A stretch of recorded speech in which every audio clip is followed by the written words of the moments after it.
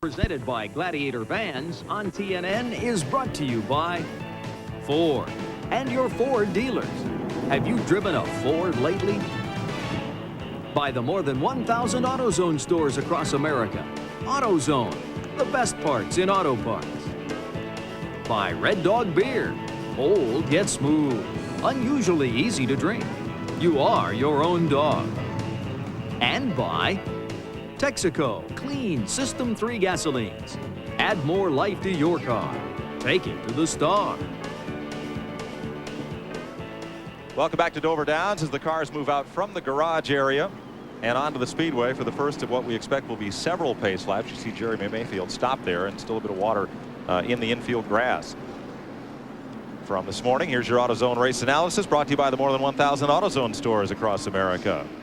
40 cars to start today's race over the 500-mile distance. Bill Elliott holds the race record set on the old asphalt surface at 125.9 miles per hour.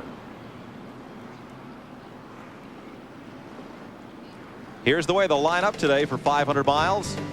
Rick Mast has his third career pole, and Jeff Gordon his 12th front row start. He's the point leader. Kyle Petty won here in June. Bobby Labonte with 2 wins this year. Ward Burton's fourth top 10 start of the season, and Ricky Rudd, a 3-time winner of this race. Rusty Wallace won last week at Richmond. Hut Strickland was 4th here in June. John Andretti on the pole 2 weeks ago, and Jeremy Mayfield makes his 5th top 10 start this year. Todd Bodine has his best start since July. Robert Presley's won twice in Busch Series here. Ted Musgrave a close 3rd in the June race, and Steve Grissom his best run of the season in that brand new car purchased from Rick Hendrick. Dick Trickle has a 3rd on this track in 1990, his best career finish, and Mark Martin has finished 2nd here 3 times. Bill Elliott, a 2-time winner at Dover, and Derek Cope, who won here in 1990. Darrell Waltrip's a 2-time winner of this race. He has 5 Dover victories, and Terry Labonte makes his 500th consecutive start today. Rich Bickle, 6th start of the year for the Wisconsin driver, and Ricky Craven, the rookie point leader. Bobby Hillen has 2 top 10 finishes here, and Joe Nemechek was 10th in the June race. Jeff Burton led a few laps in last year's race. Dale Jarrett, recent winner at Pocono. Lake Speed finished 4th here in '88. Dale Earnhardt, 3-time Dover winner. Sterling Marlin, who's now slipped to 3rd in the point chase, and Michael Waltrip, who was 8th here in June. Morgan Shepherd finished 2nd here in '88. Bobby Hamilton, 3 Dover top 10s. Elton Sawyer makes his 2nd Winston Cup start here, and Jimmy Spencer, who finished 6th here 2 years ago. Dave Marcus makes his 45th Dover start. That leads all drivers. And Ken Schrader, whose last win came right here in 1991. Brett Bodine has a pair of top 10s this season, and Mike Wallace was 8th at Bristol 3 weeks ago. Jeff Bodine had to take a provisional start for this race, and Michael Rich, the 22-year-old Busch Series driver, makes his Winston Cup debut today. Ready to roll. Boy, Dale Earnhardt had that mustache all started for deer season. He's a big hunter. Did you notice he was not really Dale Earnhardt today? That's the first time I ever seen him with any kind of facial hair at all. The one thing, that's also like his rally cap. When Earnhardt doesn't shave, that means his thoughts are more focused, is what I feel. What about Rusty here? Rusty's waiting on the back of the field because he crashed the car he qualified, backed it into the wall yesterday morning's practice, midnight. He has to take Midnight Rider, the car he'll run today, and started from the tail end of the field. There's your pole sitter, Rick Mast. What's the story on pit road, Randy? Well, you think the drivers might be a little antsy as they have to jump in their car after waiting an hour and some minutes. The track a little wet, but down here on pit road, the crews have been bringing their pit boxes out. They're trying to set up their air wrenches and their computer systems, and I mean, they are frantically working. There's tarpaulins out, crew members all over the place. So if we had to drop the green flag right now, these guys would not be ready to go. But it's amazing watching these guys get their pit set up, and they're working on. They're like ants all over the place, but they'll be ready to go when they drop the green flag. It's just fun to watch these guys work. Looks a little like the Brickyard. Everybody's scurrying to get this race underway. I tell you, there's been so many rain delays this year that NASCAR is getting to be experts. And one thing I've noticed they've done is that they didn't grid the cars on pit road to give all the crews and everybody a chance to dry the surface, as you see the fans blowing there. On our 800 number, and that number is open all day today, 800-451-7331. Patty from California, why is everybody wearing red ties today? was a mistake. It was a mistake? It was a mistake. I don't know where the tie police were today, but this tie isn't red. And here's manufacturers in the field. Ford, Chevys, and Pontiacs. Preponderance of Fords, 22. Chevy and Ford nearly equal in the win column. They have picked up the speed of the pace car to help dry the track. MBNA is the sponsor of this race. Jerry from Georgia calls in, wants to know what it stands for. Well, we don't know. It's one of those corporate names that is just initials, but it's a very large bank headquartered out of Cleveland, Ohio, that's very big in the MasterCard business. I bet the second letter stands for bank. MB. Great guess. That's why you're the expert. Dover Downs is 1 mile around. The straightaways are 1,000 feet, a little over 1,000 feet. Banking 24 degrees in the turns, 9 degrees on the straightaway. So this track dries very, very quickly. There's also a harness racing track inside this 1 mile oval.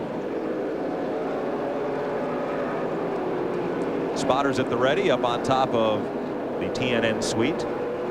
Well, no, there's 8 suites in there. We don't have it all, and that's not where we get to sit. So they're going to send 2 cars out. They're going to send the 2-car rather. Rusty is going to go out and be the rabbit. That is, he's going to take a few laps at speed and see if the track is ready to race, and if the track is dry enough to go racing. Well, the car you're looking at right now, as we alluded to earlier, is Midnight Rider. That's Rusty's backup car. He crashed here earlier on Friday, but yesterday evening in the last practice session, that car was really fast. So Rusty feels good about it, and he's pretty meticulous. You're talking about Earnhardt in the hunting season? Yep. They called Rusty. They said, "You want to go out and be the rabbit?" He said, "No, thank you." What? Hey, he fell right into that one, didn't he? Big news from the Robert Yates team, and Ricky from Connecticut called in. Will Robert Yates have both cars sponsored by Texaco next year? Ernie Irvin's coming back. Dale Jarrett is staying. The answer is no. Texaco will be on the 28 car. They will announce a new sponsor or 2 companies currently in the sport shortly for the car that Dale Jarrett will drive. It will carry number 88. Mike, Rusty just reported he will not do these laps to be the rabbit out there. He said he's had enough trouble this week. He won't go out there and see if the track's dry. And Trent from Manitoba calls in about the status of Ernie Irvin.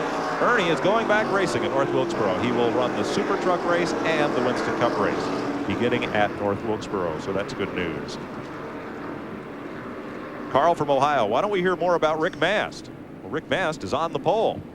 And I think Glenn talked to him earlier today when we first came on the air. He wants to win. He says, the pole is great. He says, I want to win. Rick Mast is always got a fast race car, great driver, great sponsor, but it just always seems like, you know, something always little gets him, a parts breaks or somebody crashes in front of him. I mean, what better way to get your due than start on the pole? It's a great pole for him at a great racetrack. And Kenny, you win the dollar. MBNA was initially Maryland Bank. So it's now Maryland Bank, and the NA means nationally associated, so it's a national bank, but they just go by the initials. That's MBNA. Just look on your MasterCard. It'll be there. Exactly. Or look on the bill. It'll be there, along with those big numbers. The Winston Cup point standings. Jeff Gordon leads Dale Earnhardt by 279. There's the rest of the top 5. It looked like Ricky Rudd's moved up here to be the rabbit and check the racetrack out. He's going by the pace car down the front straightaway right now. The Texaco recap of point standings brought to you by Haviland Formula 3 Motor Oil. Add more life to your car. Take it to the star. You see that in the rest of the top 10 there. Morgan Shepherd anchors that top 10, 819 points back. And Ricky Rudd has decided he will go out and be the rabbit and check out the track conditions here. I said Rudd ran strong here in June, and we're down in his hauler, and he corrected me. He says, well, we were in the big wreck. I said, oops. He said, I must be a year behind, because he has had some great runs here and 3 victories here at Dover. His little boy Landon turned 1 year old the Bristol weekend, August 26th, and he is a flirt. He's got the deepest blue eyes, and any pretty girl that walks by Landon is just, come here, hold me, take me. Kid's going to be all right.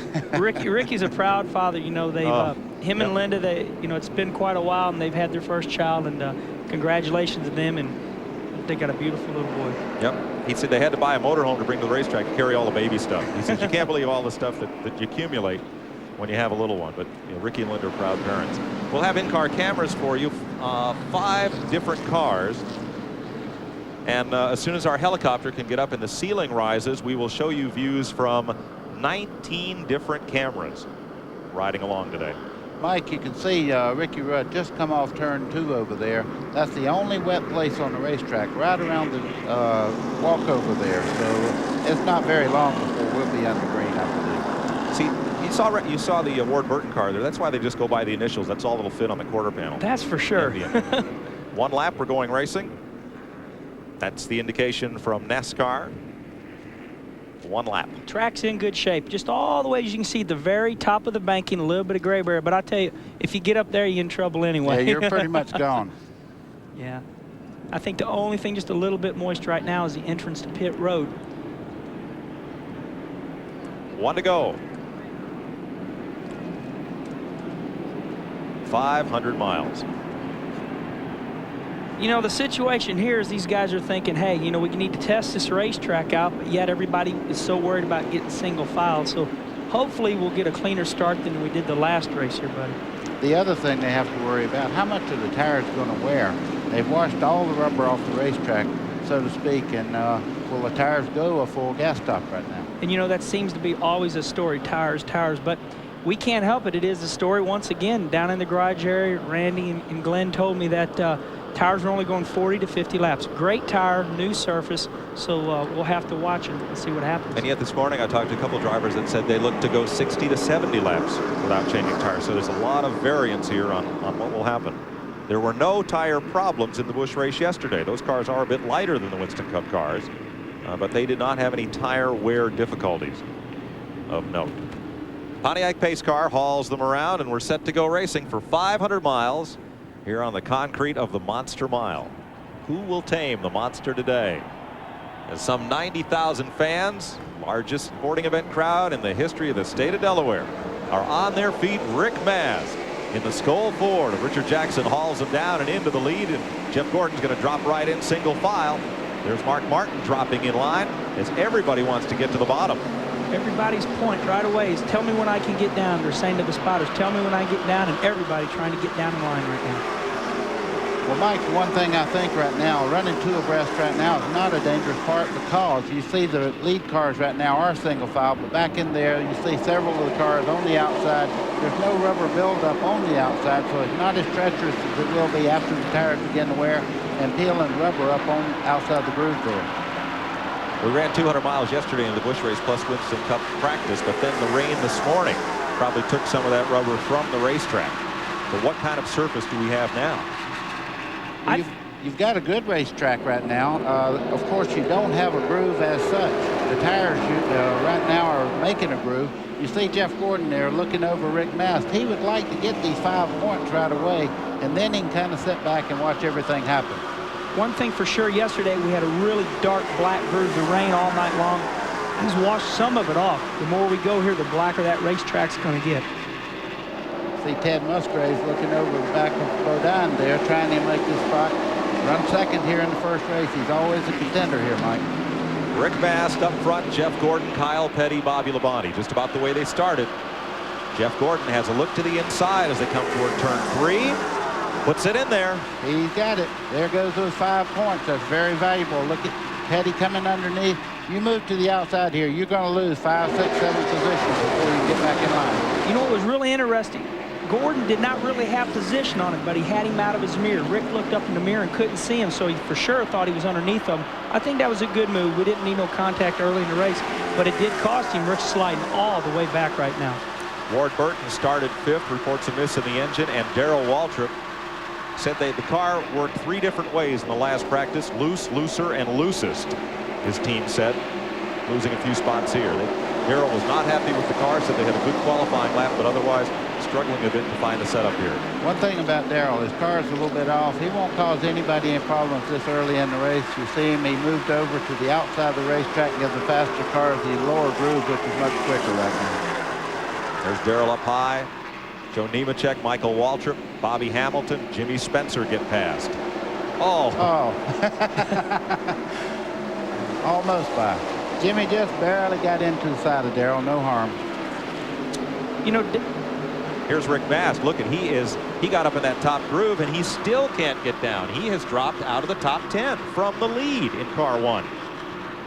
There's your story. You see the 29 car, the black car there, that's Steve Grissom.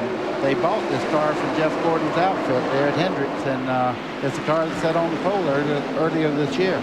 Yeah, this is a shame right here with Rick. He's caught to the outside. It's not that he can't get down. He just, they're still single file just going underneath him right now. He's got to play patient, because if he tries to get down too quick, as you see Mark getting on the inside of him right now, we could have a wreck. So he's trying to find a hole. Bill Elliott moves underneath in the McDonald's board as Rick Mast continues to slide. There's the Kendall car, Rich Bickle aboard. Trouble turn 2, hard in the wall. That is Elton Sawyer and Lake Speed. See, the cars slow way down there because racetrack, there's not much running room there. Everybody got by without making it worse than it was. So first caution of the day comes out working lap 9 for a 2-car incident out at turn 2, Elton Sawyer and Lake Speed. Well, we don't know what happened, but it's something we were talking about early, guys. You know, the track doesn't have much side-by-side racing room right now, and it's just an ever so little move to somebody trying to get position. And, you know, this is what happens. Wow, that car is used up there of Lake Speed's. You can tell that door was seamed in the middle. Here we go. The 9 car trying to get down. They just make very little contact right there. You see Lake Speed turning sideways. Elton got in just on the end of the bumper there, just enough to turn him around. Nemechek got him, and who was that? Michael Waltrip scooting through without much damage. Here's another look at it. Those cars already have gone past. Turn 2 closes up like a closet right here. That's what's so dangerous about this racetrack. They're both side by side, and look what the car's got to do. Just needle their way through. So we're under the first caution of the day here at Dover Downs. Jeff Gordon leads Kyle Petty, Bobby Labonte, Ward Burton runs in 4th, and Ricky Rudd is the 5th place car.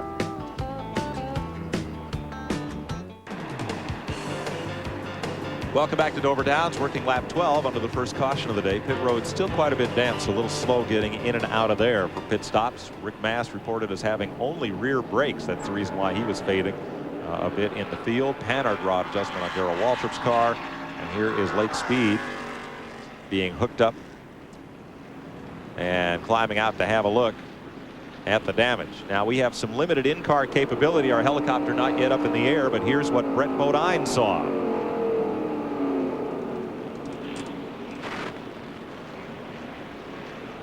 Boy, that's a mean look no matter how you look at it. I would hate to be in that situation coming up on that wreck and trying to decide where you want to go, because the cars behind you sometimes don't check up and they'll run right into you if you slow down too much. Yeah, they always tell you to go where the wreck's happening by the time you get there to be gone, but you know, some of the guys who get up high, they put their brakes on, they don't come down, so sometimes it's a gamble to go where you think you should go. So caution stays out. Donald from Wisconsin calls in. Well, he wants to know if Dodge's new Avenger is NASCAR legal, and if so, why isn't anybody racing it? I couldn't answer that yet. I know that's a big hot topic, you know, because Dodge has come back in and done well in drag racing and of course in road racing, but no word yet on the NASCAR scene. No, I don't know if they've released the list of cars eligible for 1996, but we'll see. Rick Mast to slip back a bit. Here's Glenn. Well, guys, as we reported, he only has rear brakes. They didn't bring him in. They didn't want to lose the track position. They're trying to adjust the car, or adjust the brakes from the car. Of course, they have an adjustment in there.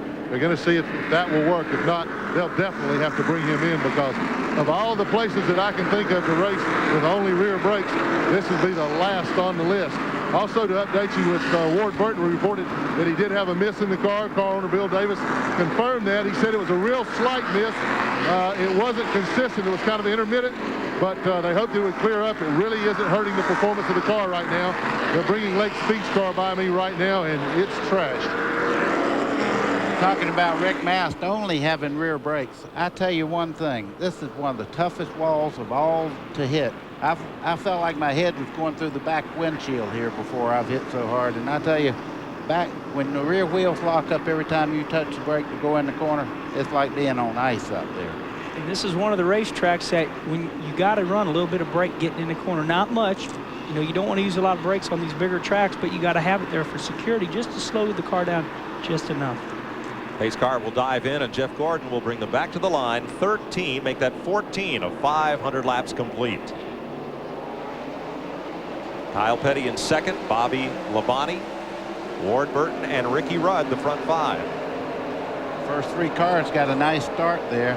in my opinion, on this racetrack, if you can run out front like Jeff Gordon's doing right now, that's the best place for him to be in the points lead is out front, because back in there, man, it gets kind of hairy going in these corners, double wide. You've seen what happened to several of the cars when they get caught on the outside there. Right now, this 24 team of Jeff Gordon, I mean, you can just feel the rhythm. They can't do no wrong. In almost a wreck yesterday and missed it in practice, and look at him now up front. And that's exactly where he wants to be in this championship run.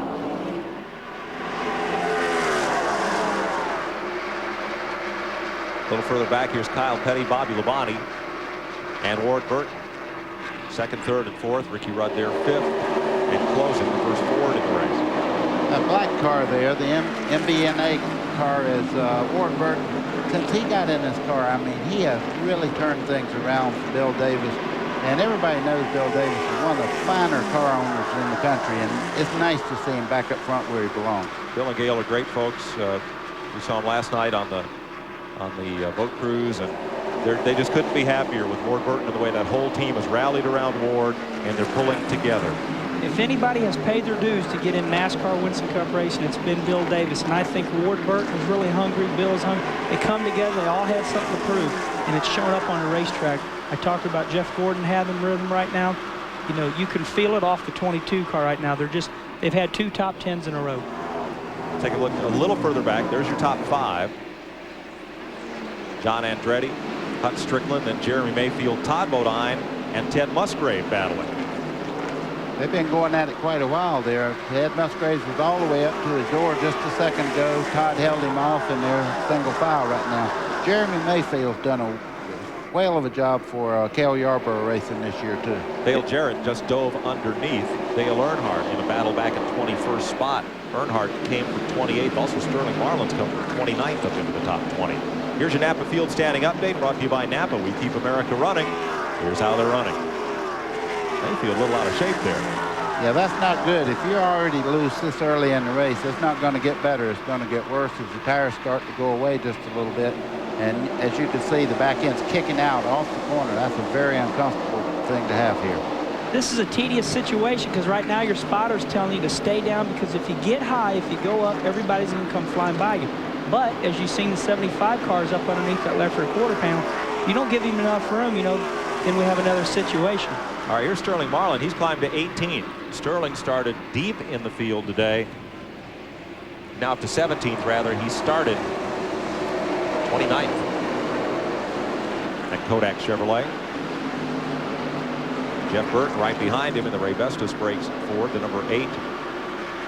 It has been officially announced Jeff Burton will go to Jack Roush next year in a third car. Third 3-car team for Jack Roush next year. You know, as you watch Sterling Marlin, one thing that I've learned about qualifying for Winston Cup racing, you only get 1 lap. So Sterling only got 1 lap. Maybe it wasn't the best lap. He started way in the back. You tell his car was not as bad as where he qualified because he's coming to the front. Well, a lot of people don't put a lot of emphasis on qualifying setup. They try to set up for the race, and it didn't work for him in qualifying. But you can see Sterling's car right on the bottom of the racetrack. It's handling well right now. And that's really going to pay off, buddy, when the tires get worn out. If you still can stay on the bottom and not slide up and leave that bottom open for somebody to pass you. Back behind him, Bobby Hillin Jr. just ahead of him. Jasper Engines US Air 77. Hillin has come from 23rd to 16th. He's gained 7 spots.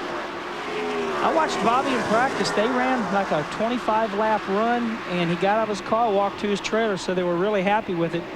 We'll have to see how that car performs deeper into the race, but right now it's picking off right where it left off in practice, and that's a good running race car. For the first time today, the folks in the front stretch have taken their seats. They were on their feet for the first 24 laps, and they, like us, realize it's going to be a long afternoon here at Dover Downs for these drivers and for the folks that have braved the weather to be a part of this record crowd. Where is Dale Earnhardt? Well, 24th place right now.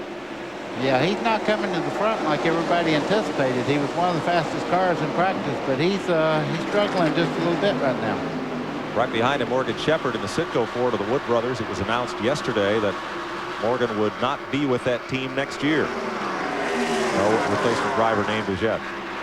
You know, the thing about Dover is this race is so long, you get down a lap.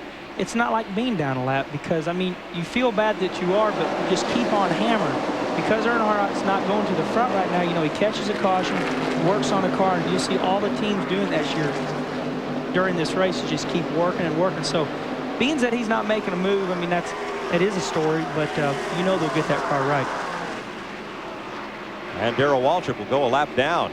He was the last car in line when that caution flag came out at lap 9. And now Waltrip's Western Auto Chevy falls a lap to the leaders. 27 and 500 laps complete here at Dover Downs. We'll be right back. Today's exclusive coverage of the MBNA 500 presented by Gladiator Vans on TNN is brought to you by Allied Signals Ram Filters. You can pay a little now or a lot later. Welcome back to Dover. Lap 33. Rick Mast makes a pit stop for tires. His car had fallen back a bit, and Darrell Waltrip had been lapped. He is in the pits now. Let's go down to Glenn. Well, I just came up to Rick Mast's pit. I was down checking on the Ward Burton had radioed in that he had some smoke inside the car. His car owner Bill Davis told me yes indeed they did, but they didn't know what it was. It didn't seem to be too serious. They're hoping that that old adage where there's smoke there's fire is definitely not true right now, so they're not too concerned. We're going to try to check with Mast's crew, find out exactly what they did, and I'll get back to you. Thanks, Glenn. Darrell Waltrip radioed in. He had a tire going flat. They have replaced 4 tires in the Western Auto Chevy and send Darrell back out. Here's John Andretti and Hut Strickland going at it. Andretti started 9th. Strickland started in the 8th position today. They're running 6th and 7th right now. John Andretti is doing a great job this year. He's already got a pole and everything. I mean, everything is in line for this kid to really move up in the Western Cup division. Got a great team. Wow. Hut Strickland really come in that corner hard. I thought he'd got in the back of John Andretti just going into turn 3 just then. The thing that I'm impressed with John Andretti right now, this is a very high-profile team. 2 great car owners, Michael Kranifus, a little bit loose there with the 26 car coming up. You know, they ran good at the first year. They had some problems, and now he's came back and had a strong 8th place last week in Richmond. Kid's hanging on to that car right now. He looks to be really loose, the 37 car does. Todd Bodine closing in with Fox Factory Store Sport 75. It's a quicker tape machine of Hut Strickland. Looking to move up, but whoa, a little contact there. But was it, or did Andretti just get loose? no, I think it was just a little bit of contact getting in there. Hut's getting in the corner so much better right now. John would be well advised just to go ahead and let Hut get by because he's closing in on him almost a car length getting in the corner. If the spotter was on the radio right now, they'd say, John, there's nobody behind Todd Bodine. Just let him go. Because right now, it's a wreck waiting to happen. It's not like if you move up, you're going to let 20 cars go. Right. You're afraid to get up because you think this whole train's going to come by. But if you're watching this and seeing this happen, and you're like, just let him go. Glenn, what was wrong with Rick Mast? Well, Mikey thought he had a tire going down. They came in and changed tires. They haven't found it yet. There's some discussion right now among the Goodyear people. They're looking at one of the tires that came off of it. And let me tell you, when they took those tires off, this thing really attracted a crowd. All the nearby crew chiefs sent somebody over. There it is. Take a look. We have a wreck coming off turn 2. Todd Bodine goes up in the air. An awful chain reaction crash at lap 40. Hut Strickland got into the back of John Andretti. Kenny, we called this 10 laps ago.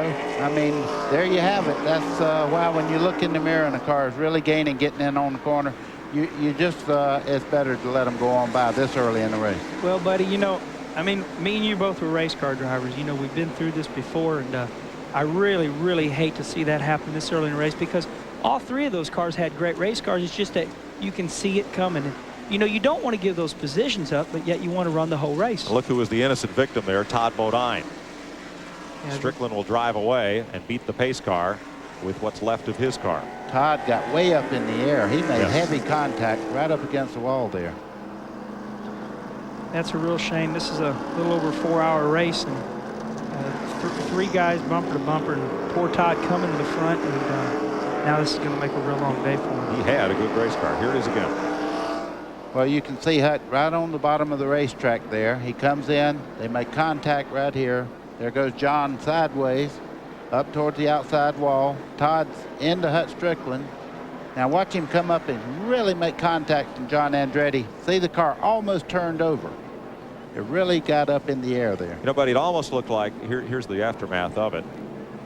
Bodine, of course, with nowhere to go. Wow. Well, if he didn't bend the right front wheel back on that, I'll be surprised. You know, Mike always tried to figure out why it happened. It's just that it looked like the Andretti car was loose, slow in the middle of the corner, and timing just wasn't right, that's for sure. Let's check with Glenn on pit road. Well, Jeff Burton has brought the DuPont Chevrolet in, Mike, for 4 tires and fuel. Excuse me, Jeff Gordon. I'm sorry, I said Jeff Burton. They have not made an adjustment on the car. Obviously, it seems to be working well. Robert Presley gets by him. I have a suspicion they only changed 2 tires, but Gordon got 4, and he's away. Rick Mast is coming back in. The Goodyear people found nothing wrong with his tires. We also got a report that Martin ran over some debris from that wreck. Randy? Well, Hut Strickland is in. He definitely won't win today. Heavy damage to the front and rear of the Quaker State Ford.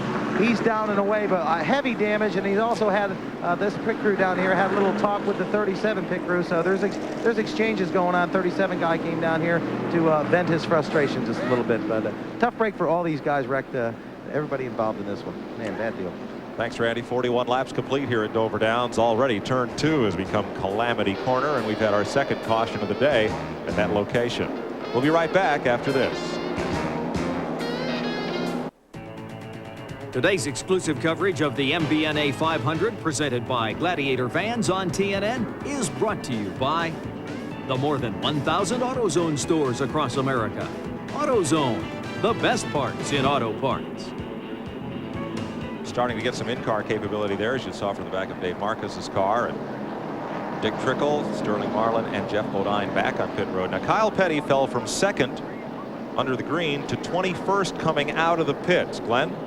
Well, I'm in his pit right now, standing beside his crew chief, Barry Dodson. They had an air wrench that malfunctioned, Mike, but you got some other concerns, Barry. It's some excessive tire wear, it looks like. Yeah, it's that way up and down pit road, no matter whose car. We saw it yesterday in a bush race. It's the same tire, and it's an excellent tire. What we didn't need was a hard rain we had last night. It's going to take a while to get the track rubbered back in. All right, also, we will point out right now that NASCAR will take away the left side tire changer. The guys will only have 2 tire changers next week. The reason for that, all safety related. A lot of tires are being left on pit road. This will free one more guy up to remove those tires. One crewman was injured last week, but the main thing is NASCAR got tired of seeing all those tires being left. So after this week, only 2 tire changers. Extra stop on Sterling Marlin's car. They had a lot of tape on the grill for that car. They've now made their 3rd pit stop, and it looks like that's where they're working, in the grill and the right side wheel well area. Mike, it looks like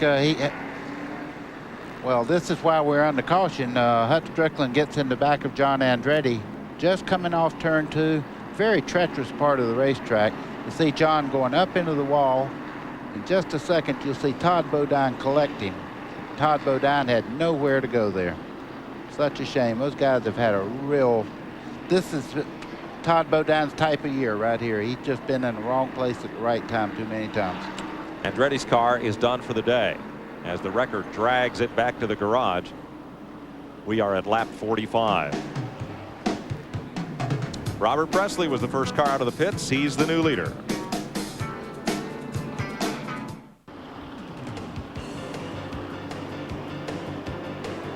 One to go, and we'll go racing as you watch Mark Martin ready to go to work behind the wheel of the Jack Roush Valvoline Ford.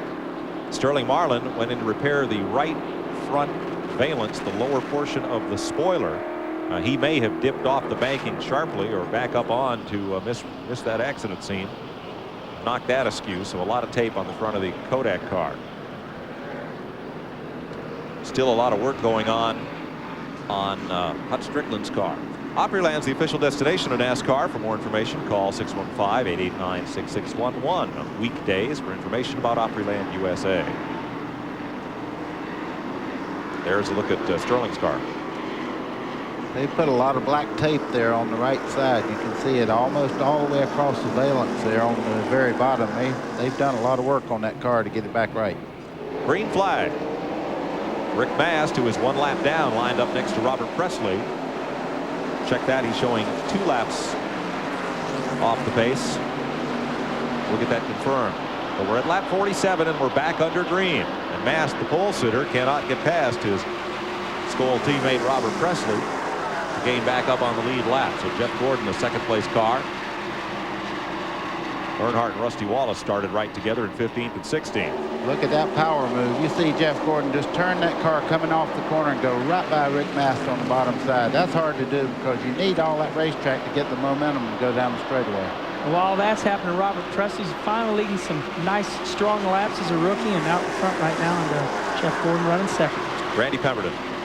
Well, John Andretti has come from the Infield Care Center. John, that was a tough break. What happened? I guess, in racing there's going to be some accidents, and, some guys just trying to get to the front. My Kmart Little Caesars car was a little loose, and they were just trying to bide our time till the first pit stop, and unfortunately we didn't make it that far. Absolutely killed the car. You killed the car, but are you okay? Yeah, I'm fine. I mean, we'll be back, and we'll just try and get the whole team gathered up and go after it again. Dover's been a tough place for me this year. I look forward to coming back, but I don't know about right away. Okay, Martinsville next. Thanks, John. That's great for John Andretti. John Andretti rather gracious with his comments as Ricky Rudd has now moved up into 4th place. And up at the lead, Jeff Gordon is headhunting Robert Presley. See Jeff Gordon's car. I mean, it's spectacular from the center part of the corner to the straightaway, Kenny. I tell you, the whole Hendricks team has been really awesome this year, but especially Gordon. I mean, he hasn't missed it anywhere. To the Gordon team, if they miss it, it means they've run 6th. So, I mean, he's been leading this race. Robert Presley's doing a whale of a job, though, right now. I don't think new tires, are so much an unbelievable advantage. We've seen the winner yesterday win the race with some used tires on, but, here's Robert on used tires. And just behind them is Ward Burton in the 22 car there, the black car you see there. That car is really on the move. It's great run for Ward, and I know he's enjoying this. Well, Bill Davis, who owns that car, they had Jeff Gordon in their Busch car, lost him to Chevrolet. They got another talented young driver named Bobby Labonte, lost him to Joe Gibbs. Started this season with Randy LaJoie. A couple of fellows have been in that car, and now Ward Burton has helped pull that team together as Gordon takes the lead, and Burton follows him right on through, puts Robert Presley to 3rd. Well, Robert was real lucky to have a chance to get back in line there and not lose more spots. Just behind him, you see the 10 car, which is running 4th right now of Ricky Rudd. Robert's got to be careful here. Just play a game of patience. Everybody's getting underneath of him right now. This is a tough situation for him. He's going to hold 3rd for the moment. Ted Musgrave is the 2nd Ford in this race, running in 5th in the Family Channel 16. And just behind him is the other team car, Mark Martin. So Jack Roush has some cars up near the front right now, and the cars look really good in the corner, both of them. Asked Ricky Rudd this morning, said, can you win this race today? And he said, Mike, if it was asphalt, I'd say yes, we could, because we won here 3 times on asphalt. We knew what the car would do, and when it reacted a certain way, how things would go from there. But we just haven't run enough on the concrete to be confident enough in what the car will do. He says, we've got a good car. I'm not sure if we've got a winning car yet. Rusty Wallace went past Dale Earnhardt, and the crowd came to their feet.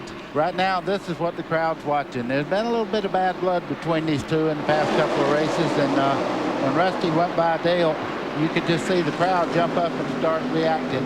Both of them are hard-charging drivers, and before the day's out, you'll see both these guys up near the front. They're 14th and 15th. Dale Jarrett just moved up to 9th place. Darrell Waltrip's woes continue. He continues to run, but at a reduced pace.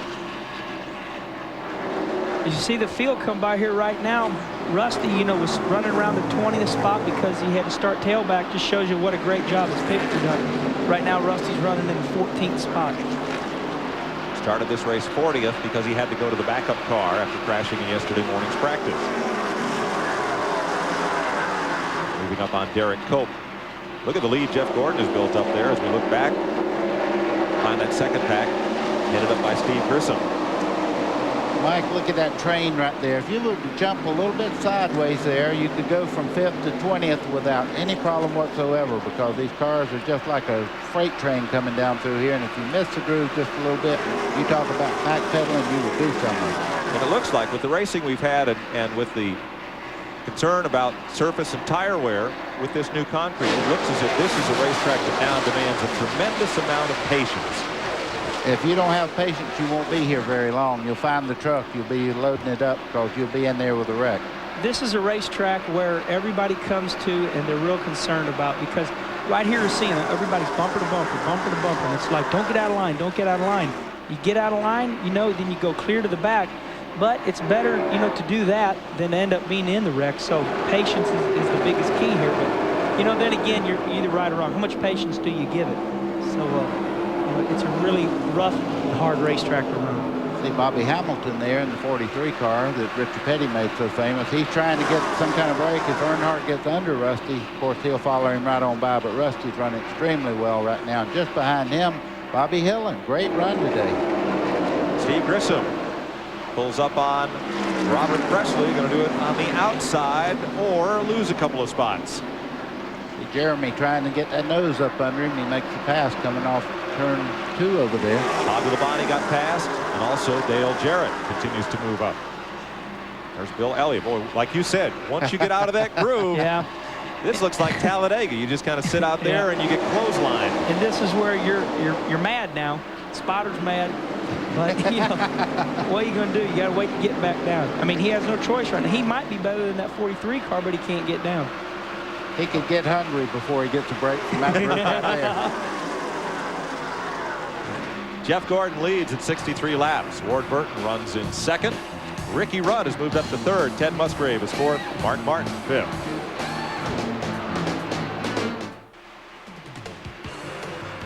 .69 laps complete. There's your leader, Jeff Gordon, and we'll show you the tremendous advantage he has built up. He is really setting a torrid pace. Is it maybe too fast a pace? Mike, I'm a little bit concerned. I'll be honest with you. He's driving the wheels off this car, and we know there's a little bit of excess tire wear because of the rain last night.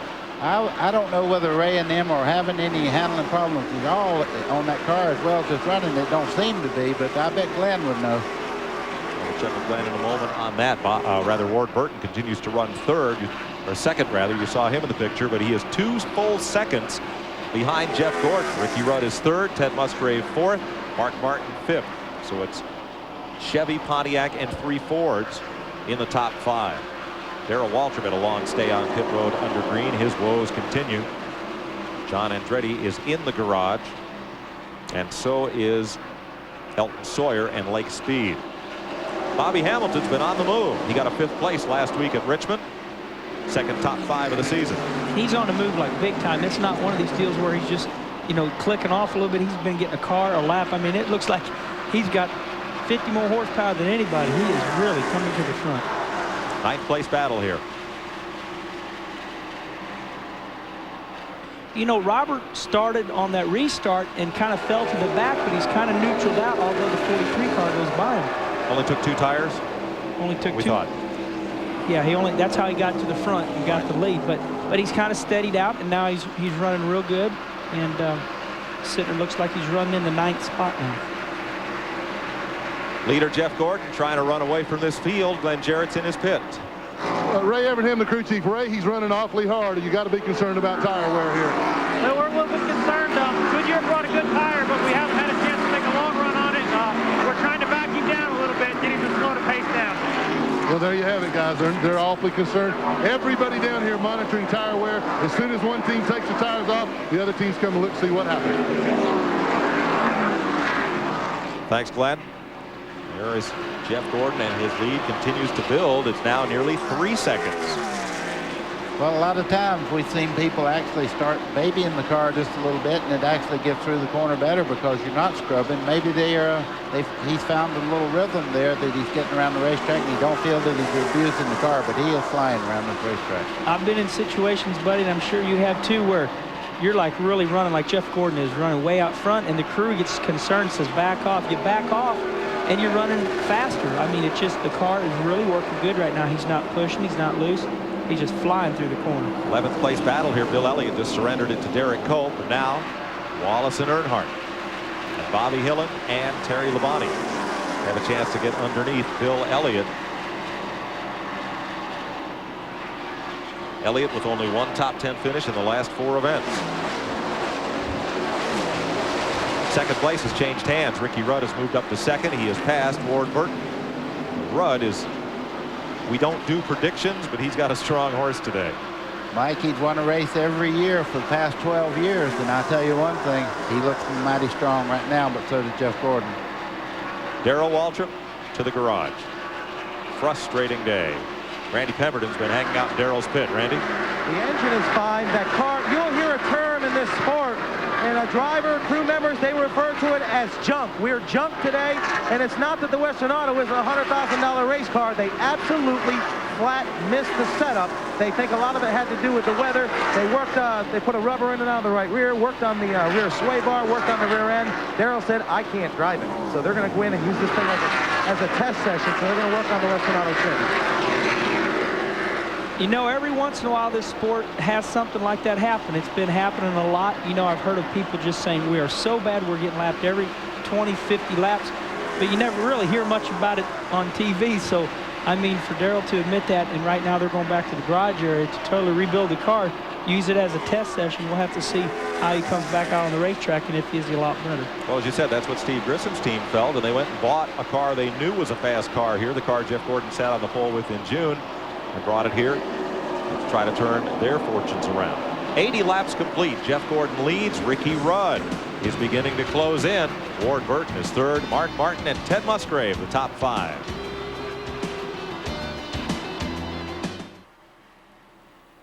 Today's exclusive coverage of the MBNA 500 presented by Gladiator Vans on TNN is brought to you by Ford and your Ford dealer. Have you driven a Ford lately? Welcome back to Dover Downs. Ernie Elliott atop the War Wagon for his brother Bill. Good pack racing going on here as Derek Cope has a look underneath Robert Presley, who doesn't leave much underneath there. You can see Robert Presley's car is extremely loose getting out of the corner there. As he started off the corner, the back end jumped sideways. Derek Cope right up under him. Watch, just coming off the corner here. It'll kick out just a little bit. That's where they get him, right there. So the straight arrow mane and tail shampoo car drops to the bottom. And Presley comes down to cover the spot. How much? Whoa. Oh. And at third place, Mark Martin is going to get underneath Ward Burton. Put 2 Fords in the top 3. All right, let's go back. Derek Cope has gotten past Robert Presley, and choo-choo, here comes the train. Smart move. Now that was smart because he does have a handling problem at the moment, and he just moved out of the way and let these guys go. That's a very heads-up move. And note in that pack, Bobby Hillen has passed Dale Earnhardt. Hillen was much stronger from the middle of the corner out, and here's Hillen flying after Rusty Wallace. That's 2 of the best people in racing right there, and Bobby Hillen's running a great race today. I'm glad to see it for him. That plane's on time. And Bobby Hamilton takes Ted Musgrave out of 5th place. Boy, when the handling starts to go away, it goes away. Kenny, you've raced here many times. If you've got a car working like Hamilton's car is right now, where you turn in the middle of that race track and bring it right down on the white line in the middle of that corner, you can make a lot of time up on race cars. If you can do that here, it seems like everybody else has got problems. It's like, am I this fast, or is everybody else having problems? Bobby's slicing through the field right now big time. I mean, he had to come from towards the back of the field. And, boy, it's a lot of fun. It's like you're not even trying, and you're just passing everybody. Bobby Labonte, the Interstate Battery Chevy of Joe Gibbs, he is up to 6th place now. Let's go to his pit. Well, I asked crew chief Jimmy Makar, Mike, as to when their next pit window would be, when they would stop. He said he didn't really know. He said around 60 laps. He thought they were really watching tire wear, as is everybody. I asked him, well, how are you doing that from the pits? Of course, they do it with the stopwatch, checking lap times. But also, Jimmy is up way up on top of the War Wagon, the tool chest, watching the car go in the corner. He says he can tell by looking at the car just how much traction it's getting. So everybody still, as I said earlier, on top of this tire wear. You see Dale Jarrett right there in the 28 car. He started way back, and yesterday in practice, he was off the mark of what he needed to really run this racetrack right, but they've made some adjustments on that car, and it's flying today. Yeah, Dale started 26th. I mean, he's running a real consistent race that could win him this race. He's not so fast that you're scared of the tire wear. He's running just picking him off just right. Meanwhile, leader Jeff Gordon's getting up into some traffic, pulling underneath Mike Wallace in the Heilig Myers Ford of Junie Donlevy. And Ricky Rudd is closing in. He has narrowed the gap. This is what's scary. We're only 93 laps into the race, and we've had some cautions, and they're already lapping. So, I mean, 500-lap race, that means a lot of these guys are going to be 5-6 laps down. 2 yellows so far. We have been green for the last, 45 laps or so. Mike, these are not bad race cars. He's putting a lap on here. That's Mike Waltrip right there, and he's just driving by him like he's got the brakes on. Jeff Gordon has definitely got everything working in his way right now. He's on a mission. You look at the rundown. Gordon about 2 seconds ahead of Ricky Rudd. Let's show you the interval. There's Michael Waltrip, the lapped car. And there's the tied Ford of Ricky Rudd. Lapped car of Dick Trickle just behind. Mark Martin is now up to third. Ward Burton fourth. And Bobby Hamilton is up to fifth. Hamilton looking for his second straight top 5 finish. Tell you something I did notice there. We're talking about how fast Jeff Gordon was right now. I didn't see he's already, you talking about the cars he's lapped? Bill Elliott already, Dick Trickle, Michael Waltrip. So he's got some pretty good cars already down. Coming up on the 100 lap mark, and there is the pass for fourth place. Bobby Hamilton is flying in the STP Pontiac of Richard Petty. Momentum. Mike, that's when you drive a race car for nothing. When they work like that, it's just so much fun to have everything going your way, and you come up on a car and you don't have to wait for 10 laps to get by him. Coming up on the 100 lap mark here at Dover Downs. Jeff Gordon leading Ricky Rudd. Mark Martin in third. Bobby Hamilton now fourth. And the fifth place car is Ward Burton. Bobby Labonte sixth. Dale Jarrett seventh. Ted Musgrave eighth. Derek Cope ninth. Bobby Hillin 10th. Today's exclusive coverage of the MBNA 500 presented by Gladiator Vans on TNN is brought to you by Wolverine DuraShocks. Guaranteed to be the world's most comfortable boots or your money back. Kyle Petty is the first of the contenders to make a pit stop under green. It's been 60 laps since they pitted under caution, and it's right side tires. For the Coors Light Pontiac, Glenn's there. Well, I'm here, but Kyle's not. He just left with a big pile of smoke, spun the tires. It's slick down here. The right side tire changer slipped and fell, but no harm done there. But they only put on 2 tires. Barry Dodson said the right sides are worn out. Like you said, Mike, about 60 laps is about all they're going to go. They're not real happy down here. Won't be long till pit road gets very busy. Watch Steve Grissom trying to stay on the lead lap just ahead of leader Jeff Gordon, who also radioed in and said he felt like the right front was starting to give up a little. Boy, oh boy. If those tires were worn out, Jeff Gordon's has got to be worn out too. So you see him, he's still sticking to the bottom of the racetrack though. Mark Martin, that's Ward Burton just ahead of him. 5th place. Valvoline Ford. And that little dot up there, that's Bobby Hamilton moving off for turn 2 there down the back straightaway. Yeah, I think right now is the point of the race where we're seeing, okay, 60 laps is where the pace is dropping off. So it's going to be interesting who of the guys right up front are going to call the rhythm. In other words, when the first top guy starts pitting, then you can see everybody's going to start coming in. And this is where we're kind of back to the old Dover, where when you lose the handle, you start to climb the hill. The problem is once you get up out of that second groove, that's where all those marbles are, little bits of rubber that have worn off the tires, and you can't run up there. Here, look at how Mark is closed up on Ward Burton. See Ward's car wiggling just a little bit there. It's a little bit loose coming up out of the corner. Yeah, and what he's doing there, he's playing with the throttle. Okay, let's say he's not dead sideways, but he's not totally wide open the way he needs to be. So right here, he's a little loose. He's up out of the gas a little bit because he can feel the rim wants to come around. Mark dipping down underneath of him. Change at 4th place as leader Jeff Gordon. Now has heavy traffic. Jeremy Mayfield just ahead. Robert Presley on the inside. Ricky Rudd is at the tail end of that pack of traffic, trying to get back to the leader. Well, that Gordon car's to the high working. side. Watch out. That's a bad place, but he made it. Jeff right now is the 18th place car, 19th, 18th. So And Presley immediately drops to pit road once he went a lap down.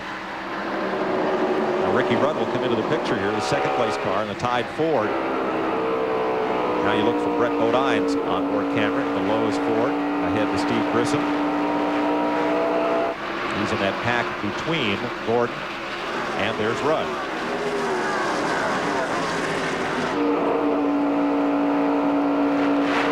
Steve Grissom starting to get a little loose in the middle of the corner. Well, he's a lot loose. You see the back of that car coming up out of the corner there. He was turning right coming out of that corner there instead of left. You know, sometimes visually, you know, from up in the grandstand, you're saying you can't see what's wrong. That was a perfect example. You seen his body rear up on the car. His car didn't go dead sideways, but the left side of the car started to lift up, and that was a signal to Steve, hey, I'm going to get sideways here. Gordon looking under Jeremy Mayfield. Mayfield, the 19th place car, last car on the lead lap. And Cale Yarborough-owned RCA Ford goes a lap down. Ricky Rudd also working his way through the traffic, closing up on Brett Bodine. Ricky Rudd's closing the interval between first and second. You could see there he was not that far behind Jeff Gordon. Ricky Rudd is extremely good under slick conditions. Bobby Hamilton works underneath rookie Ricky Craven, Kodiak Chevy. And Mike Wallace follows him through in the Heilig Myers Ford. Bo Wallace is also a lap down. Bill Elliott comes to pit road, the second of the cars in the lead lap. Kyle Petty was the first. And McDonald's Amoco Ford will get right side tires. I think, guys, this right here is the signal. This is a big team. You know, he's been up in the lead lap, although Kyle was too, but I think you're going to start seeing him rolling in now, and I think Bill Elliott is going to be the signal of this whole deal. Elliott goes a lap down as green flag pit stops begin at lap 113 here. Mike, just in front of Gordon here is the second place points man. Well, let's go back to fifth now and watch Dale Jarrett and Ward Burton. Jarrett moving toward the front. We've been about 65 laps on this set of tires. I'm sorry, make that 71 laps on this set. And that's a little further than most of the crew chiefs thought we'd go. Yeah, and I tell you what, while we're watching Dale Jarrett, I'm looking out the window here from our booth, and everybody on pit road's putting their pit signs out. Mark Martin's going to be coming in here in just a little bit. Here comes Dale Jarrett. So it was 1-2 laps after Bill. And every time you get a big name driver that's got a lot of experience, peel off, he's on the lead laps, everybody says, hey, he knows what's going on here. And the other thing, Bill Elliott is known as a driver who conserves his equipment. So if everybody gets to look at Bill Elliott's tires and they're pretty well worn, then it's time to get in. Right. Glenn Jarrett is in Bobby Labonte's pit. And he came in, we had word he was going to come in with Dale Jarrett. Now they first talked about putting only 2 tires on, but no, they're going to the left side as well. There will be a 4-tire change. We saw what happened in the Busch race yesterday when some of the guys put 2 tires on. It really upset the handle on the car. So they're definitely going with 4, as is car number 28 back down to the other end of pit road. So these guys decided to come in together. Glenn, we saw the left side tire changes at work there. Next week, the rule change, one of our 800 calls, if they lose that left side lug wrench capability, how much will it slow down pit stops? Well, it'll slow them down some, obviously, Mike, but I don't think that it'll slow it down as much as everybody thinks, and it is definitely a safety factor. You can only have so many men over the wall. You've got to have that guy to clear those tires. So overall, these teams will adapt. Every time that there is a slight rule change like that, they don't have any problems in making it work. I think you'll probably see about a 2 to 3 second, maybe 4 second difference in pit stops. That's about all. Dave Marcus in. Yeah, I think what Glenn's alluding to there, in front of Dave Marcus's car here, you can see Michael Waltrip up there pitting. Well, last week in Richmond, that left side air wrench got hung up on his car, shot it like a rubber band, and hit some people and hurt them.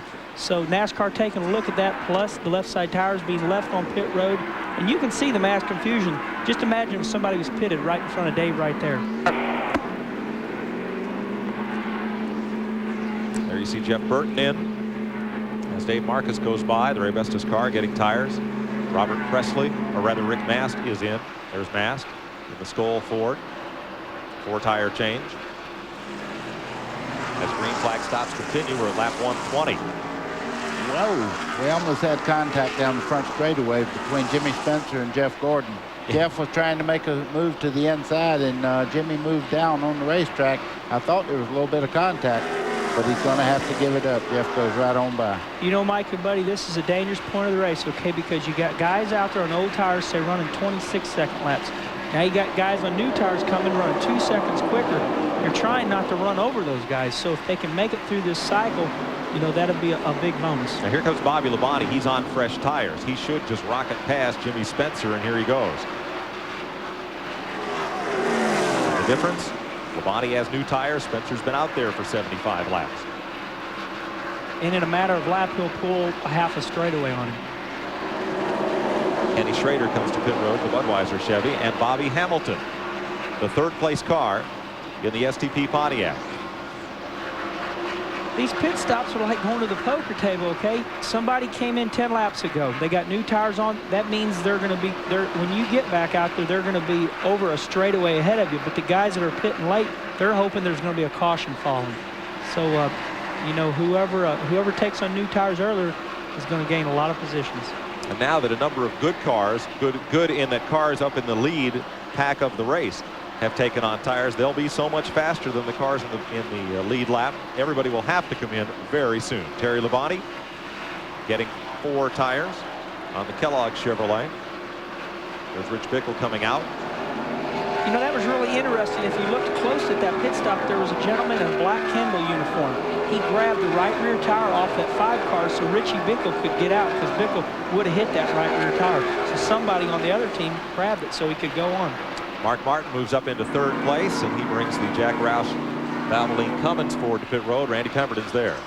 Well, I can tell you when Bill Elliott pitted, who was right next door to Mark Martin, they took those tires off, and Steve Meal had a good look at the tires that came off the 94 car. They appeared to be pretty good. It's going to be a 4-tire stop for the Valvoline 4 team. There's a half a round of track bar adjustment on the right side of that automobile. Trying to tighten Mark up just a little bit. A good stop so far under green for Mark Martin. Down and away, Ricky Rudd is there. Ricky Rudd, the 2nd place car, brings the Tide Ford in. Billy Engel, the crew chief, who will leave that team at the end of the year to resume a driving career that he left some dozen years ago. Calling the shots on the pit stop. Right side lugs hammered home. Left side tires being replaced. Air wrench out of the way, and good pit stop for Ricky Rudd. 17-9. And Rusty Wallace is in. Jeremy Mayfield is in. Wedge adjustment on the left rear of Wallace's car. 16-6. Robin Pemberton's crew consistently among the fastest on pit road. And Ray Evernham, when will he bring his driver, the leader, Jeff Gordon, to pit lane? I'll tell you, Jeff's flying still, but just a little while ago, Bobby Labonte passed him, and he has almost a straightaway lead on him because he has new tires on the car. I would say Jeff Gordon better get in pretty quick. Ted Musgrave is in, and Derek Cope. If you watch Jeff Gordon and now we're to Ted Musgrave, you know, the thing is that how much longer can Jeff stay out here, because these guys are flying around here and they're faster than him. Ted Musgrave, Family Channel car. That's Howard Comstock holding his hand at the headset, talking it over with his driver. Ted Musgrave, 18.7. Jeff Bodine, Ward Burton, Dick Trickle, Dale Earnhardt, Bobby Hillen, Joe Nemechek, and Ricky Craven. And Brett Bodine are all on pit road. There's Earnhardt, another team that will lose its crew chief at the end of the year. Andy Petrie leaving Richard Childress. You talked to Richard this morning about what he was going to do next year. Well, Mike, he said he didn't want to make any decisions, a hasty decision on who they were going to replace Andy with. And he said, I've got people right here in the shop that are better than most people that other people have for crew chiefs. He said, it's going to take a long time, and I want to get somebody that they'll really like too, because that's the important part, is the working relationship between the driver and the crew chief. Ricky Rudd said much the same thing. He talked to 4 or 5 people already about Billy Ingles leaving that team. And he said, I'm in no rush to make up my mind. I want to make sure I get the right guy, somebody we can build this team with for a long, long time. Jeff Gordon at lap 131 surrenders the lead and comes to pit road. Ray Evernham and the Rainbow Warriors await. So does Glenn Jarrett. Well, Mike Ray told me about 30 laps ago or 40 laps ago that they would go to lap 130. I did not see how they would make it looking at some of the tires coming off the cars, but he evidently knew exactly what he was talking about. As you said, it's lap 131, which will be a 4-tire change and fuel only. Again, no adjustment from the car. It is absolutely perfect. I don't see no big stuff. This looks like a good stop. Incidentally, Bobby Labonte, good stop, 17.16. Bobby Labonte had a 17.2. Boy, that is some kind of work. 16-6 for Jeff Gordon. Morgan Shepherd picked up the lead on Jeff Gordon's pit stop. The Wood brothers, 18.2 to get the Citgo Ford back on track. So we're just about through this round of green flag pit stops. We'll check and let you know where they're running when we come back. 131 laps are complete at Dover Downs.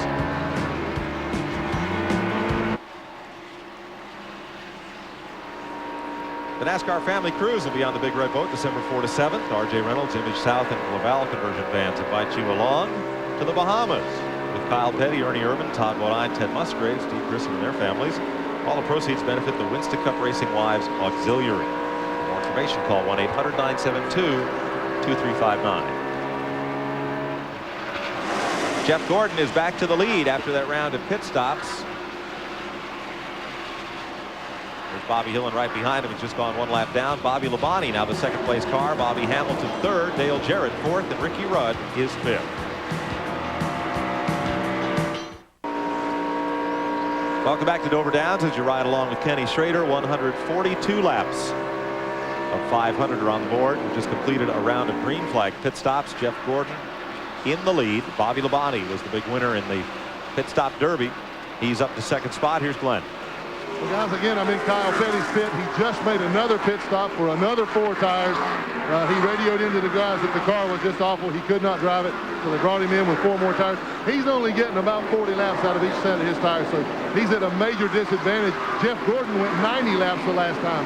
Now, we talked about the good pit stop that Jeff Gordon had. However, NASCAR came over and admonished him a little bit.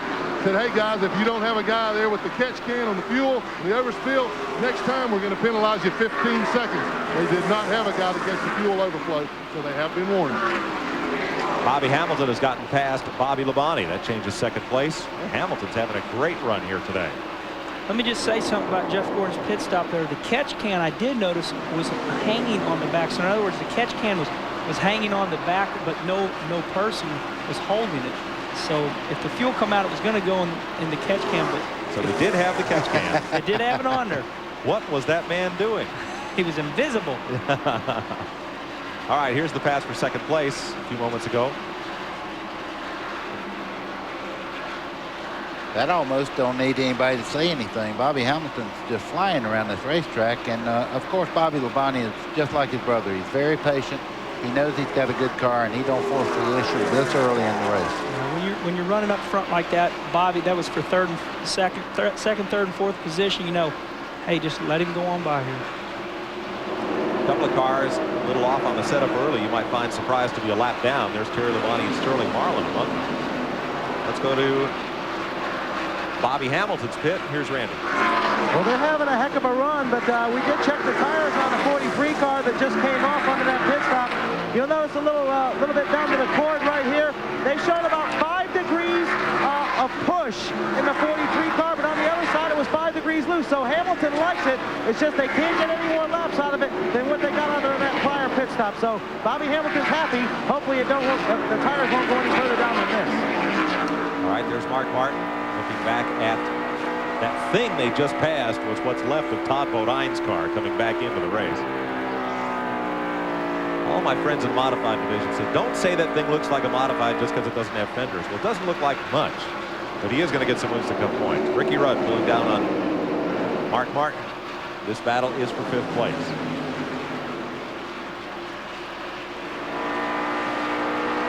As we look out the back camera right there, you've seen that spoiler. That spoiler is so important. I had one of those spoilers fall off once in my career, and you don't realize how important they are until they fall off. The car will spin out immediately.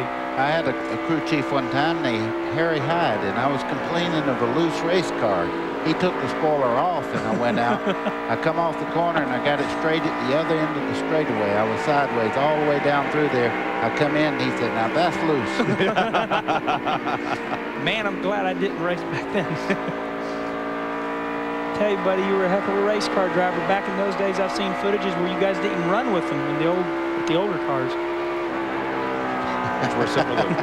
He's mad at me because I'm saying olden days. No, we don't say old. Quite a few years ago. How's that? Here it is. There it is on the right side of the screen. There is what's left on Todd Bodine's car after that 3-car pileup coming out of turn 2 with Elton Sawyer and Lake Steve. Or excuse me, with John Andretti and Hut Strickland. This is the second crash. Mike, you wonder why a car would go back out there with that much damage. But as you could see, we had the money for the point standings in there earlier in the race. And also, that never say die attitude, that'll carry you into the next year. And tell these guys, we're not going to quit just because we're behind. Richard Petty, when I drove for him, he said one thing: we're going to win some races, we're going to have some trouble. When we have trouble, we stay out there and let these cars that we beat every week beat us. And did. 152 laps. Jeff Gordon leading. Bobby Hamilton second. Bobby Labonte runs in third. Dale Jarrett and Mark Martin the top 5. Today's exclusive coverage of the MBNA 500 presented by Gladiator Vans on TNN is brought to you by RCA, changing entertainment again. We invite your questions during our telecast as you watch from underneath the rear of Brett Bodine's car. That's a toll-free call, 800-451-7331. We'll try to get questions of interest to we feel most of our viewers on during the running of this race. A lot of questions about who's going where next year. We'll try to help sort out fact from fantasy. There's the interval back among the top 5 cars from leader Jeff Gordon as you watch from Dave Marcus's Terramite Construction Chevy. Third and fourth place, Bobby Labonte and Dale Jarrett. Sterling was running well at the first part of this race, and he got some damage to the front of the car. He's just in front of these 2 cars right here. The 18 car, Bobby Labonte and Dale Jarrett are fighting for position, but just in front of them, Sterling Marlin had some problems. You see some damage on the right front corner, and he's quite a bit off the pace right now. Bobby Labonte, we heard, is reporting a pretty good push, and that's enabled Dale Jarrett to close up on him pretty good. But they're both being pretty patient about swapping positions here. I think the 28 car is a little bit quicker than Bobby. You see him pick up here right from the middle of the corner out. Goes right up. Boy, that 28 car is handling down the straightaway. Did you see that thing come up out of the corner? Yeah. The back end just squatted. I mean, it's flying up out of the corner. I got to drive that 28 car about 10 times last year, and I'd go out there, I'd run me a lap and come in, and everybody would be giving me thumbs up, and I'm like, what? And I'll tell you what, that car's got some motor. It is a great race team. Ernie Irvin makes his comeback at North Wilkesboro. Now, Sheila from Mississippi called in. Dale Jarrett will keep all the driver points he has earned in the 28 car. If he drives a car with a different number on it, Robert Yates, of course, keeps the owner points for this car all season, no matter who's in it. And there's driver point fund payoff, and then there's car owner point fund payoff administered by NASCAR. So it may get a little confusing, folks. May need to buy an extra set of souvenirs here to get this all straightened out, but I'll figure it out. I'd like to say hi to Ernie. Ernie, if you're watching, you know, excited that you're coming back, and a remarkable recovery and a great race car driver. We agree. 9th place here. Derek Cope gets underneath Ward Burton. I think Ward right now is trying to decide what he needs to do to that car because he's off the pace just a bit there. You could see Derek Cope go by him, and now he has about a 10-car length lead over him. At one time, this car of Ward Burton is running second, but he's not staying on the bottom of the racetrack now. He's drifting out in the center of the corner. Yeah, buddy, you're right. That was for 9th and 10th spot, and Ward dropped back to 10th. Riding with Dave Marcus, the Terramite Construction Prodigy Computer Service. Chevrolet. Hey, you know something I'm noticing here? Watch his right foot. He's a one-footed race car driver.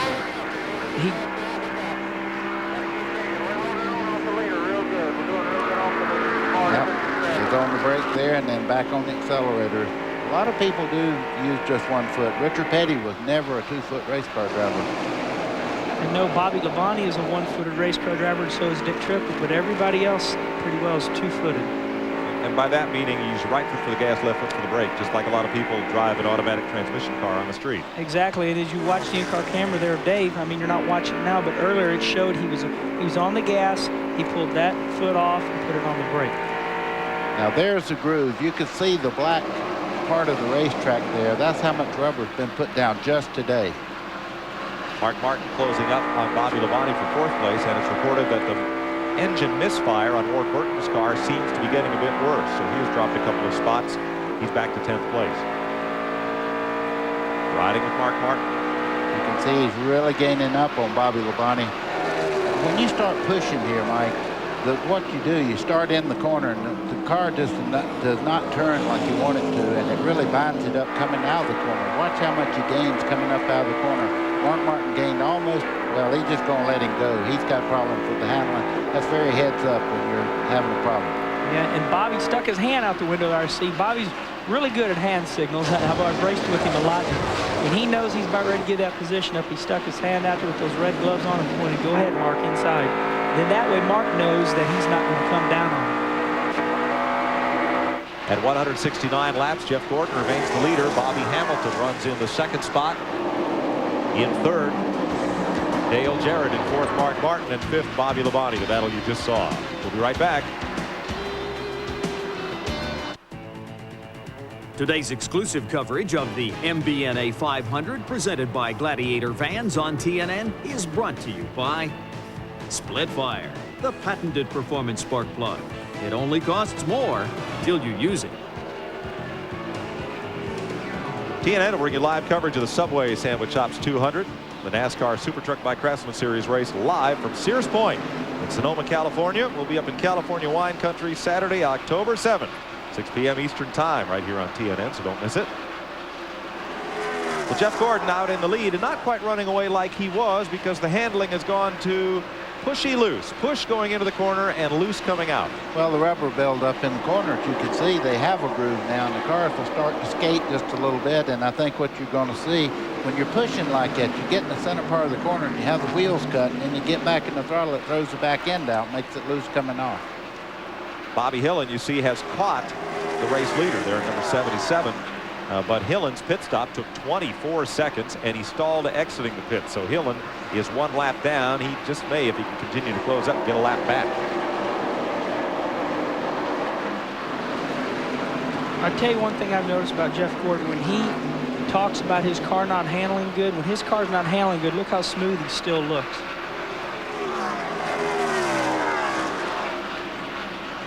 He is climbing the bank, and there's that push you're talking about, buddy. What he's doing now, he's starting to diamond the racetrack a little bit because the front end's not sticking, so he's not trying to pinch it down on the bottom. He's giving it a little bit of room getting in the corner as he goes under Dave Marcus there, getting into turn 3. There's your Napa Field standing update. Napa, we keep America running. As you look down this running order, the first 11 cars are on the lead lap.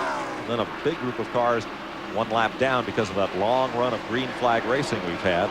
We have been caution-free since lap 47. That's 133 laps we've been under green consecutively. That ought to be some kind of record, that thing. For here. You know, the thing good about this concrete is once it does get rubber down, boy, I tell you what, it makes for, you know, a good lane and a half to where we only used to have one lane. But the problem is the track sits so long, you know, you can never come back to all that rubber. Bobby Hamilton there running in second spot. Randy Pemberton's in his pit. Well, I've heard it all now, guys. We've heard of road race cars, medium track cars, short track cars, and of course the super speedway cars that they run at Daytona and Talladega. Each team builds them specifically for those types of racetracks. The car that you're watching on the screen now that's coming up on Michael Waltrip, the 43 car, it's a concrete car. Yes, a concrete car. Runs at Bristol and Dover. I am not kidding. They build it to make it really rigid because of the G-forces. So the car is stiffened up in the roll bar area, and also the body area, so there's no body roll to the car. It's really stiff, but they did say if it runs good here, they will bring it to Rockingham. Well, I heard a coroner once said he had a piece of concrete for a driver, but that relationship didn't last very long. So concrete cars. Okay. That doesn't surprise me at all. There's such thing as concrete shocks now. I mean, you know, double aggressive shocks. I mean, the shock war is on, and so I would believe that. Jeff Bodine comes to pit road in the Exide Batteries number 7. Makes a stop, rolls back out. And Todd Bodine has been in and out of the pits again. At 183. There's Mark Martin trying to close on Dale Jarrett as Dave Marcus comes up off pit road. These are the third and fourth place cars you're watching from the fourth place car of Mark Martin. Ahead to third place, Dale Jarrett in the Hamilton Ford of Robert Yates. Just looking at that 28 car from Mark Martin's car here, I don't see one thing wrong with the car. It looks like it's really tracking well. It seems to be getting good forward bite. See Mark Martin closing in just a little bit, getting in the corner. But the Jarrett car is really nailed to the racetrack right now. Also, Lake Speed is back in the race after being involved in that crash on lap number 9. The Melling team has gotten the spam can screwed back together. He's out there to run some laps. I think you like to say that. He gives that thing a little plug every time. Spam cam. I like the Monty Python, the Spam song. I think that's really neat. I asked Lake Speed about that. He said he'd never heard it. We'll have to get him a tape. 12th place battle. Rusty Wallace down looking underneath Robert Presley. Here comes Jeremy Mayfield and Derek Cope. Boy, Rusty, you know, he's not flashy right now, but he's still in the running. He's doing a good job. And he's the type of driver, he's a field general. He'll make little changes on that car every time he stops, and by the end of this race, look for him. He'll be right there. Now, these cars are not all on the same lap. Rusty is 8th, and Derek Cope is 9th. The Presley and Mayfield cars are a lap down. And Presley will pit. Yeah, Robert Presley, he's running 19th, and he's 1 lap down. See Rusty going into turn 1 right now. Rusty better pick it up. He is only 5 seconds from going a lap down. That is, he is running 5 seconds ahead of race leader Jeff Gordon. Glenn? Yeah, and he's running awfully well, Mike. I've been watching him since he climbed through the pack. He has been making adjustments on that car, as Rusty Wallace does. Every time they pit it, we've been listening to him on the radio. They're talking about a pound of here, a pound of air there, one here, take one out, a little bit of wind, whatever.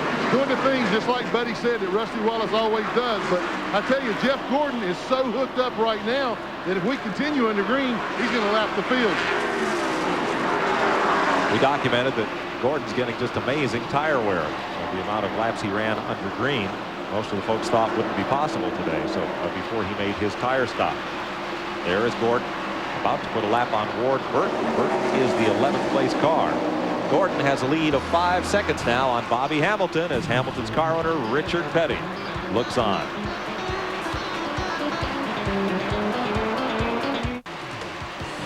Welcome back to Dover Downs. 193 laps complete. Mike Joy with Buddy Baker, Kenny Wallace, Glenn Jarrett, and Randy Pemberton on pit road for the Nashville Network. There's Lake Speed back on track, and they have put Ward Burton 1 lap down. Oh, it hadn't been but about 80 or 90 laps ago. Ward Burton was running second, but he's a little bit off on his motor, as Glenn reported earlier, and he's dropping back quite a bit now. Brett Bodine, the Lowe's 4, giving those under the bumper views back to Jeff Gordon, who has led since lap 54. Robert Presley, Michael Waltrip also led this race, as did the pole sitter Rick Mast for the first 3 laps. Look at that valance on the front, right front there is almost touching the pavement. That car is getting tremendous side bite through the corner. Mark Martin passed Dale Jarrett for 3rd place while we were away. There's the pass. And Dale Jarrett, it looks like, will make a pit stop. Randy's there. Well, the Robert Yates crew goes to work on the right side. 1 pump on the jack. It's amazing how they get these cars up in 1 pump now, as heavy as they are. Right side tires already on. I don't see any chassis adjustment on the halfway forward. Around to the left side already. This is a quick pit stop for these guys so far. Clean the windshield. Dale Jarrett down and away. Wow. Great stop. 17.5. And Bobby Labonte comes in, the Interstate Batteries Chevy. Bill Elliott in the McDonald's Ford, all making pit stops under green. And again, it's been about 60 laps, 65 laps since most of these teams have been out. Glenn? Well, Bobby Labonte comes in, Mike, and again, this will be a 4-tire stop. They are also going to raise the rear track bar. As I said, Bobby's car was reporting a little push, as was Dale Jarrett. These guys had a great pit stop last time, 17.29 seconds. We got the clock on them this time. See if they can duplicate that. Another good stop, not quite as quick, 18.78. That's still an awfully good stop with an adjustment made during that pit stop. So Labonte back out. Jeff Burton is in, the Raybestos Ford. 2nd round of pit stops under green we're having now. Rick Mast, the pole sitter, and Sterling Marlin, who dropped a lap earlier to the leader, is also in. You know, Kenny, as you said, when these top teams start stopping, everybody starts looking towards that pits, the better teams, and everybody but Jeff Gordon. I think he may just have a little bit of a secret as far as the handling on his car today, and he's able to go just a little bit further than anybody else. Yeah, you know, it's not that these cars are that slow, it's that Jeff Gordon is that fast, so he's running his own race, and Ray Evernham and them are sticking to it. Now, here's one of his teammates, same, you know, out of the same area, same garage, but just not handling as good as Jeff's car is today. Terry DeHart team trying to get 4 tires changed and the windshield all cleaned up on Terry Labonte's car. Terry's running in 15th spot. Look at the rubber there getting cleaned off the grill. Just builds up there, and Bobby Hamilton is on pit road. Second place car, Randy's there. No chassis adjustments for Bobby Hamilton. He's out the way. Morgan Shepherd is in the Citgo Ford as well. Bobby Hamilton with a great stop, gets a drink of water, back on the racetrack. Everybody coming down pit road in the next few laps. Rich Bickle and Bobby Hillen just about get together. They were pitted a stall away from each other. There's Morgan Shepherd pulling out in the Wood Brothers Ford. And Jeff Gordon stays out at lap 202. He's either going to run him down and pass him, or he's going to wear him out by staying out there longer. But he has dominated this race. We'll be right back.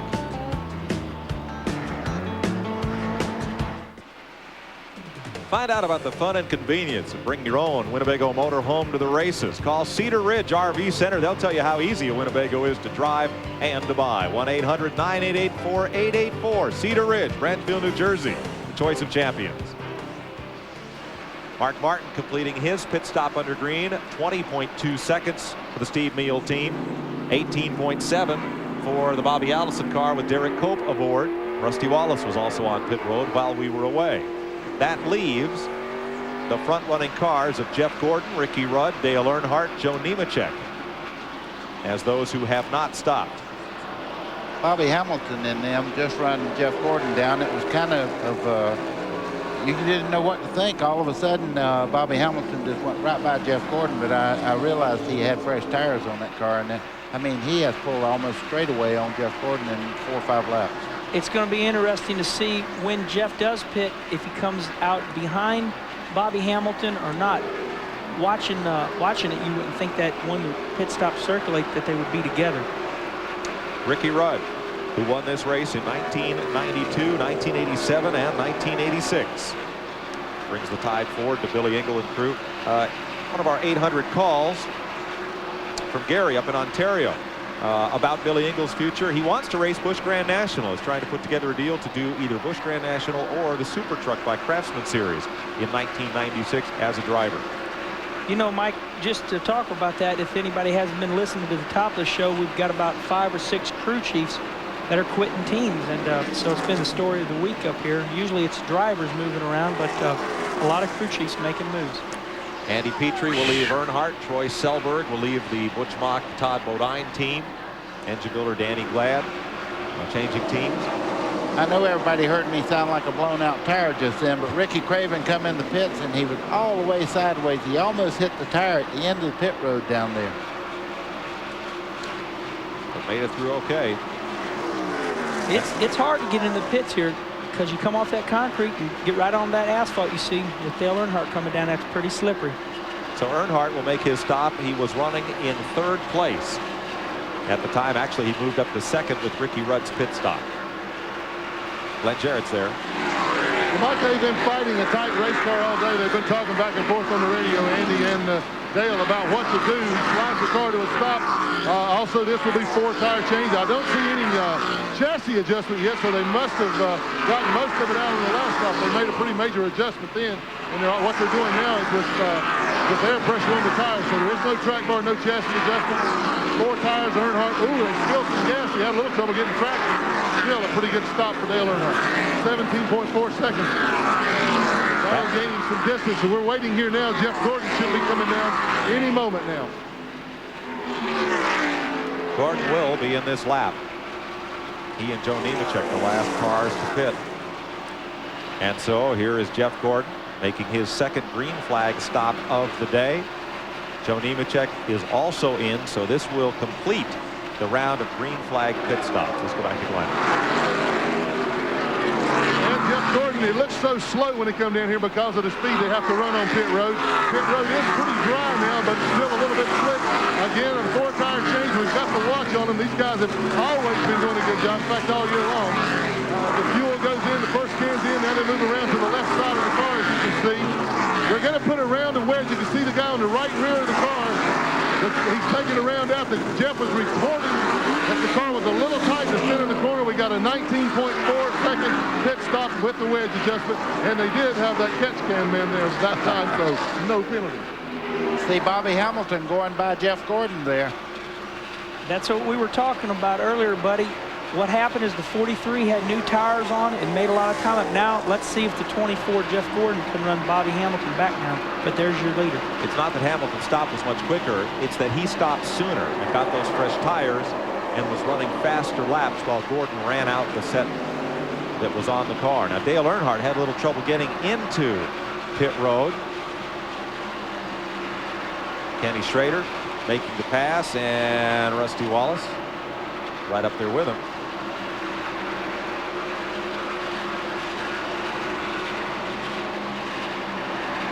Earnhardt back to speed. I believe that was the lap before Earnhardt pitted. As you can see right behind Dale's left front, he's got a big, what we call a donut mark, where he's been racing pretty hard with somebody. Little tire mark in the side. Yeah, that's, the crew kind of likes that when you get back. It means you've been racing hard. As long as the rest of the sheet metal's okay. Yeah, exactly. Yeah, as long as it's just a tire mark. 219 laps completed. Second round of green flag pit stops in the books, and it sorts out with Bobby Hamilton in the lead. We'll be right back.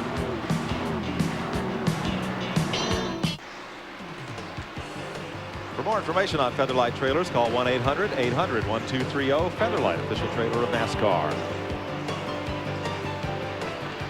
225 laps complete. Darrell Waltrip back in the race, and Rich Bickle has made a pit stop in the Kendall Oil Pontiac. I was asked why they concreted this racetrack, and I was explaining this to someone, and they made an apt analogy that some of our fans will get. The tires, the side bite was so great on a very hot day that it would just abrade and peel up the asphalt on this speedway. Here is Jeff Gordon moving up on Dale Jarrett and going by and picking up a spot. He made the latest pit stop. He has the freshest tires.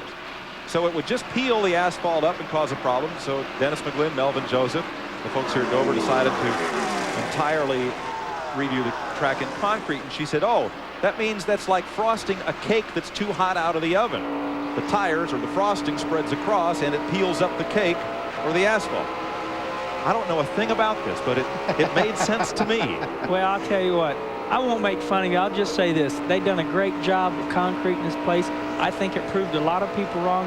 When they said they were going to concrete Dover, everybody said, there's no way. It's going to be so rough, it's unreal. I tell you what, I mean, this place is smooth, and they've done a great job. And now it can sit over the winter without getting cracked up. As you look out the back here of Mark Martin's car, the Lowe's car of Brett Bodine, trying to get on track and chase him down.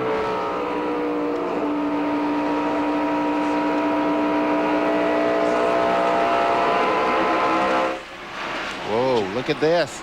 Look at this. This is for the lead, folks. Coming up on Bobby Hamilton. And Earnhardt just pulled a power move a lap ago. He went around Ward Burton on the outside. I think the track is, here goes, you know, Jeff has been running the highest lane all day. He's not running a low lane. He's doing like Buddy said, he's diamonding this racetrack. It's working for him in his race car. Will that help tire wear to run higher on the racetrack? Mike, anytime you can let the car kind of move around on the racetrack and not pinch it down or hold it on the bottom, it saves tires. A lot of times on racetracks, though, that you're getting good bite on, you have to hold the car down to make the fastest time. In Jeff's case, it's working for him today. Bobby Hamilton having a little trouble getting past Robert Presley here. You saw Hamilton's march through the field. Right now, Robert Presley's crew's telling him that's the leader. He knows he's going to go down another lap. And here he's trying to, oh, man, he got loose coming up out of the corner. That was not contact. That's when the air comes off the rear spoiler. He did not make contact there, but Robert Presley was in a lot of trouble coming out of turn 4. Robert did everything he could do to stay on the lead lap. Just car's not as good as those two cars right there in the screen. There are 10 cars on the lead lap. Bobby Hamilton, the leader. Jeff Gordon there right behind him in the DuPont 24. Dale Jarrett, Bobby Labonte, Ricky Rudd are the top 5. Dale Earnhardt, Derek Cope, great run today in 7th place. Mark Martin, Rusty Wallace, and Joe Nemechek also having a very stout run. Nemechek started 24th. He's in the top 10 on the lead lap. You know, right now you gotta try to think, what is Ray Evernham and Jeff Gordon doing here? Okay, they've caught back up with Bobby Hamilton. They're going to win this championship if nothing happens. Or is he going to sit there and run with him, or is he going to go for the lead? Looks like Jeff's kind of, you know, backing off a little bit right now. Jeff Gordon came into this race with 279 points on Dale Earnhardt. Sterling Marlin, 308 points behind the leader. Mark Martin, 433. Ted Musgrave, 495. So Gordon has a sizable but not an insurmountable point lead right now. By no means, that's for sure. We watched Alan Kulwicki come back from this track right here after a crash and go on and win the championship. And he was, I think Kulwicki was just about as many points behind as Earnhardt is right now. Kulwicki left Dover 278 points behind. Earnhardt comes to Dover 279 points behind. So this title chase is by no means over. But I think everyone in the garage is looking over their shoulder. Here's Jeff Gordon, 24 years old. This kid can only get better. And folks like Dale Earnhardt will only get older. They're good. They're great. But the clock is ticking, and this fella is coming on. Mike, the one thing, 24 years old. If he does not win the championship, just to be in the spot he's in, that's a dream of every young man that's ever sat down in a race car. So anything he does is going to be great this year because he's already been great. Yeah, I think pretty soon here, Jeff Gordon is a friend of mine. I think the phenomenon of Jeff Gordon is always going to be there, but it's going to start fading off a little bit because, you know, I mean, he's been running like this now for the last 3 years, and it's not a surprise anymore. He is not the youngest driver in the race. Michael Rich is 22, but he is the second youngest driver in today's event. Jeff Gordon has got himself in an area right now that if he runs 6th, there's something wrong. I mean, you can definitely say that he has set a pace every race that has been really awesome.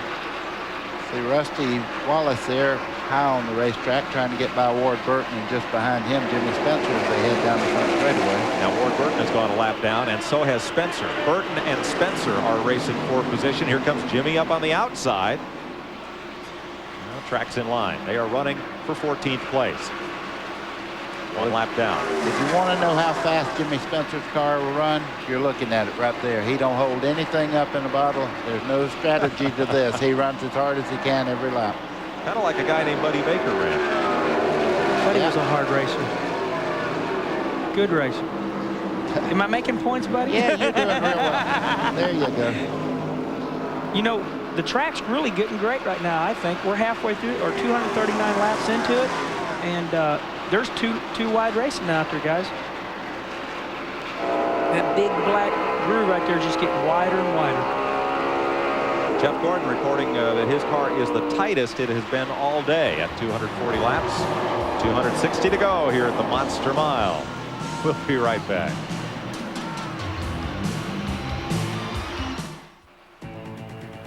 Today's exclusive coverage of the MBNA 500 presented by Gladiator Vans on TNN is brought to you by Wolverine DuraShocks. Guaranteed to be the world's most comfortable boots for your money back. 246 laps complete here. The MBNA 500. Speaking, those are DuraShocks or boots, but speaking of shocks, we're looking at the back of Brett Bodine's car. Well, you're looking at 2 or 3 things. You're looking at how much the tire takes getting through this corner. Look at it go up and down. That shock is having to hold that rebound on that tire down to the racing surface and try to get more traction. There's also several adjustments that Kenny can tell you about. Yeah, as you're looking at the screen right here, right in front of the word Sylvania, you see like a block, okay? That is what we call a panharad. Easily to explain that is how we adjust the roll center, okay? For the people out there who don't know much about racing, like a Jeep, okay? A Jeep rolls over. Well, that's the way we control it. You raise it up. It tends to make the car what we call turn better, a little bit looser. You go down, it tightens the race car. So if Brett, as you see in the top left hand, as he goes into one, if he says, I'm loose, the crew will take that block and they'll screw down on it and make that go down, lowering the roll center. The panic rod connects to the frame at that location. It runs across to the left side of the rear end housing of the car and connects to that. I'm going to go back to the frosting and the cake analogy. That one's a lot easier to understand. I like that one a lot better. And as Buddy said, look at the movement on that tire. Okay, we're in the new modern era where we used to just bolt shocks on. This is why shocks are so important. But see, the body stays still and the wheel bounces up and down. It almost dribbles like a basketball. And with shocks, you have to control that dribble to keep the tire, the footprint, right where the bottom of the tire meets the pavement. You want that to be down there and follow the track as perfect as you can. And there are so many things with shocks you can do, you drive yourself crazy. That's why the top teams have engineers now. They have to have them. That's the real They're good racers right now, and that's what they're going to. They're actually hiring people just to do that job. Brett Bodine right now in the Junior Johnson Lowe's Ford, running 23rd, 2 laps back. That's Joe Nemechek just ahead, who is the 10th place and last lead lap car in the Burger King Chevy. We are halfway here at Dover Downs. Up front, Bobby Hamilton in the STP Pontiac of Richard Petty. The Goodyear mid-race report brought to you by Goodyear, #1 in tires. 5 leaders: Rick Mast, Michael Waltrip, Robert Presley, Jeff Gordon, and Bobby Hamilton. 5 lead changes, 2 caution flags for only 12 laps. You see Bobby Hamilton here just a little bit ago. Jeff Gordon ran right up behind him, about 2 car lengths back. All of a sudden, Bobby Hamilton's car looked like it had overdrive in it. I mean, he moved away. So this race car right here is certainly a race winner if he can stay hooked up like he is right now. Now, you just saw him move past Jimmy Spencer. Mark from Ohio called in and asked if anybody had ever won a Winston Cup race by only leading the last lap. Spencer was the most recent guy to do it. Last year, the Pepsi 400 at Daytona. Jimmy Spencer passed Ernie Irvan to win on the last lap. First time it happened was 1953. Bill Blair passed Fonty Flock on the last lap on the old Daytona Beach course to win. I was going to cuff you if you said I was in it. Fred Lorenzen did it at Bristol in 1964. Richard Petty blew an engine on the last lap. Jeff Bodine led the last lap when Earnhardt and Rudd crashed at North Wilkesboro in 1989. Rusty Wallace gives a wave that he's moving over. Glenn, what's the story? Mike, we got a report monitoring his radio that he thinks he has a tire going down. The crew is set on the wall, and he is coming down pit road right now as we speak. So tough break. He has just taken 8th place from Mark Martin and appeared to be moving up a little bit, gaining just a little on the leaders. But it's all going to pot right now because he's coming in on an unscheduled stop with the tire going down. Wallace on pit road at lap 255, unscheduled stop. Glenn's there. Goes to the right side. In fact, he's not sure. They're just going to change them all. He's only halfway through to the normal pit stop schedule. So they're going to go ahead and change all 4 of them. This is an awfully tough break. They've worked so hard on that car. Remember, this is Midnight Rider, the backup car, and he kept it in the top 10 all day, starting dead last on the field. Good stop, 19.4 seconds, but that's an awfully tough break for Rusty. Now, to put Rusty a little bit out of the pit stop sequence, he had gone 48 laps on that last set of tires. So it doesn't put him too far out. Unless a caution should come out, he would go a lap down. That's what I was just fixing to say. Rusty Wallace does not want to see a caution because that would really put him in the hole then. Right, he's in a 50-50 situation right now. It's not like it's all this bad of a deal. If they can go ahead and get to the 60-lap mark, get everybody going around, make all the pit stops complete, he'll be okay. But I think everybody in the field, after these pit stops quit, they'll like to see a caution maybe for debris or something so they can gather up. Man, we just about had a wreck just then. Oh, Spencer and Ward Burton. What happened? They got together coming out of the corner there. Spencer did a great job of maintaining control, and he wasn't the guy hitting this time. How'd that start? They got to. He's kind of giving him some hand gestures out the window there. Looks like Jimmy's right side of his car has been smashed. We have a replay. You see Ward Burton coming up on Spencer there as they come down toward the front straightaway. Ward gets a little bit loose right here. You see him get into Spencer.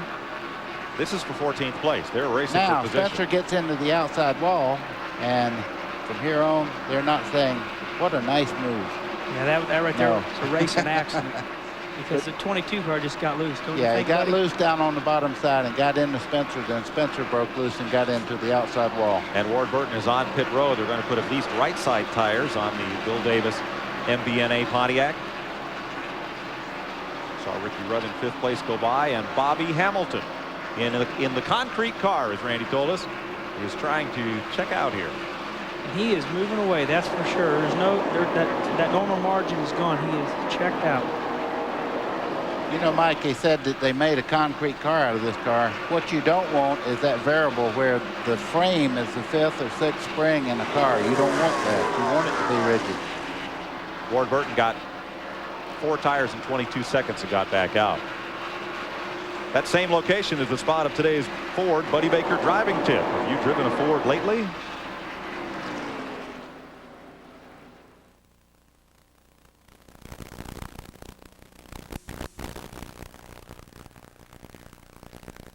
In the spring of the year, John Andretti got in a lot of trouble on the second lap. He was caught on the outside of Sterling Marlin going down into turn 3. Got a little bit out of the groove. It was a one-groove racetrack. John, you were in a bunch of trouble there. Yeah, unfortunately my trouble brewed into everybody else's, but you know, I started 4th and I wanted to stay up there as much as I could, and I don't want to get freight train on the bottom, and I got up on the outside there and some guys were poking through, and I tried pulling the car down. It was just a little bit slick in there, and a little bit of air came off the rear spoiler at the same time, and I actually thought I got hit, but I didn't, and because that's about what it feels like, and in trying to correct it, we caused a lot of guys to get caught up in one big crash. Well, that was just a brand new racetrack and a very aggressive young driver there that maybe should have backed out when he realized he was out of position getting into turn 3. But race car drivers go to the front, and the main thing is have patience in a 500-mile race and not really get yourself into position and knock the car out in the first 2 or 3 laps. Well, I think experience, Buddy, is the biggest key to success. I mean, the 43 car right here, this is a team that 2 years ago nobody thought could even run in the top 5. Bobby Hamilton's got a lot of experience now. The 43 team's got a young but experienced crew chief, and this is what happens. It pays off. So Bobby Hamilton has taken the lead from Jeff Gordon at lap 217. He's been out front now for 50 laps. We'll be back to Dover Downs live on TNN after this. We'll go California Dreaming on the road course at Sears Point, California. It's the Subway 200, Saturday, October 7th, 6 p.m. Eastern. Sears Super Truck Craftsman Series. Subway 200, tune in Saturday, October 7th. King Richard Petty has won this race 4 times and won the spring race at Dover Downs 3 times. Total of 7 victories as a driver. Looking for his first win since October 1984. And knows everything that car is doing. You can see him there with his stopwatch. He's not really doing anything facially that would tell you how proud this man has to be of this race car and this race team. And I definitely have got to think that if Bobby Hamilton wins this race, the old era of the Petty fans are going to come out of the grandstand, and the souvenirs are going to go crazy, and you'll feel the old Petty situation again. I mean, it's been a long time since the STP car has led this many laps. Bobby Hamilton did a great job. July 84, his 200th win, Daytona Beach, Florida. President Reagan among those in attendance. Last win for the King. 39 men behind him when he come by there. I tell you what, it's just you just keep digging, boy. You know, the stories go on and on. You know, just keep digging. I mean, this 43 team just had a phenomenal year this year. They started picking up speed last year at the end of the year. They've carried it on. They've been in the top 10 just about every week, and now they got a lead. There's the interval. The top 5 drivers, and the report is that Ricky Rudd feels like he may have a right rear tire and losing some air pressure, so he has dropped back just a bit. Rudd is still the 5th place car. There's Morgan Shepherd slow on the racetrack back straight away as Hamilton goes by. Nobody would be disappointed to see this car win. As Richard once said, he said, I may not be everybody's favorite driver, but I think everybody thinks if my favorite driver can't win, it'd be okay if Richard Petty won. I've heard that from a lot of people, and I'll tell you, I've raced with him for 34 years, and I can say one thing: we never had one run-in in 34 years. The King's car up front with Bobby Hamilton aboard, Jeff Gordon in 2nd, Dale Jarrett in 3rd, Bobby Labonte and Ricky Rudd.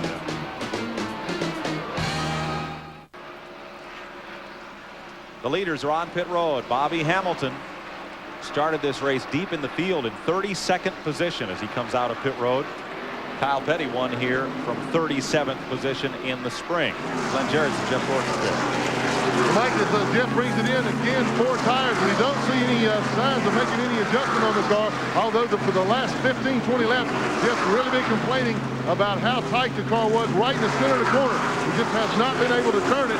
So evidently they made the adjustment on the left side tire pressure. Great stop, 17.9 seconds. A couple of laps ago, Bobby Labonte was in. He had an even better stop, 17.6. These guys are really doing their job in the pits today. Everybody's in. Randy Pemberton. 28 car is in. They had a good stop down and away, a half a round out on the the 28 car on the left side wedge jack. So Dale Jarrett rounded down and away. Ricky Rudd is in. Ted Musgrave making his pit stop. Here comes Mark Martin and Joe Nemechek. These are all lead lap cars at lap 283. This is 3 straight green flag pit stops. We have not had a caution since lap 47. Rudd finishing his stop. Derek Cope is in as well. Cope moves up to 3rd place on the leaderboard. Mark Martin, Steve Meal, and the Jack Roush crew putting 4 tires on Mark Martin's Ford. And a chassis adjustment. Taking a little out of the right rear. Panhard rod. Yeah, right there. Yeah, they're loosening that car up. You've seen he was going counterclockwise. So that means they were raising that Panhard bar on the right side to loosen Mark up. I'd have to say that all the rubber's getting on the track right now. The track is starting to say what I call tightening. You turn on the wheel, the front end won't turn. Jimmy Spencer is in. Ricky Craven, Rick Mast making pit stops under green. Lap 283. Bobby Hamilton had the lead, gave it up on his pit stop, fell to 4th place. The last win for Petty Enterprises, 1983 at Charlotte, when Richard Petty scored win number 198. Now, when he won 199 and 200, California entrepreneur and former Lieutenant Governor Mike Kerb was listed as the car owner. So this would be the first Petty Enterprises win since the fall race in Charlotte in 1983, should Bobby Hamilton go on to victory lane. Mike, I was just watching Bobby Hamilton go through the corner, and that looked just like Richard Petty a long time ago. I mean, that car is nailed to the bottom of the racetrack. Every once in a while, the left side will actually go off on the blacktop there. It's handling so well. Rick Wilson drove this car. Wally Dallenbach did most of the season in it.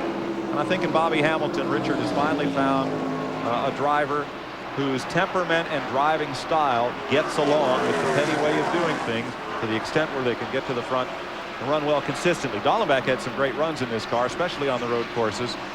But I think Bobby Hamilton is finally the right driver for Richard Petty. Yeah, you know, and John Andretti drove this car and sat on the front row outside at Michigan. And when John got in the car, you know, they started having some good runs. But then he went on, and he's running great in the 37 car of Michael Kranifus. So you're right, it's the temperament fit, you know, so it's turning out good right now for the 43 team. You know, one thing also that I noticed is that their pit stops were even great because they pretty well cycled out almost now, and he's still got a half a straightaway lead over Jeff Gordon. Bobby Hamilton is the race leader with Gordon 2nd, Dale Jarrett 3rd, Bobby Labonte 4th, and Ken Schrader has moved up into the 5th spot. We'll be right back.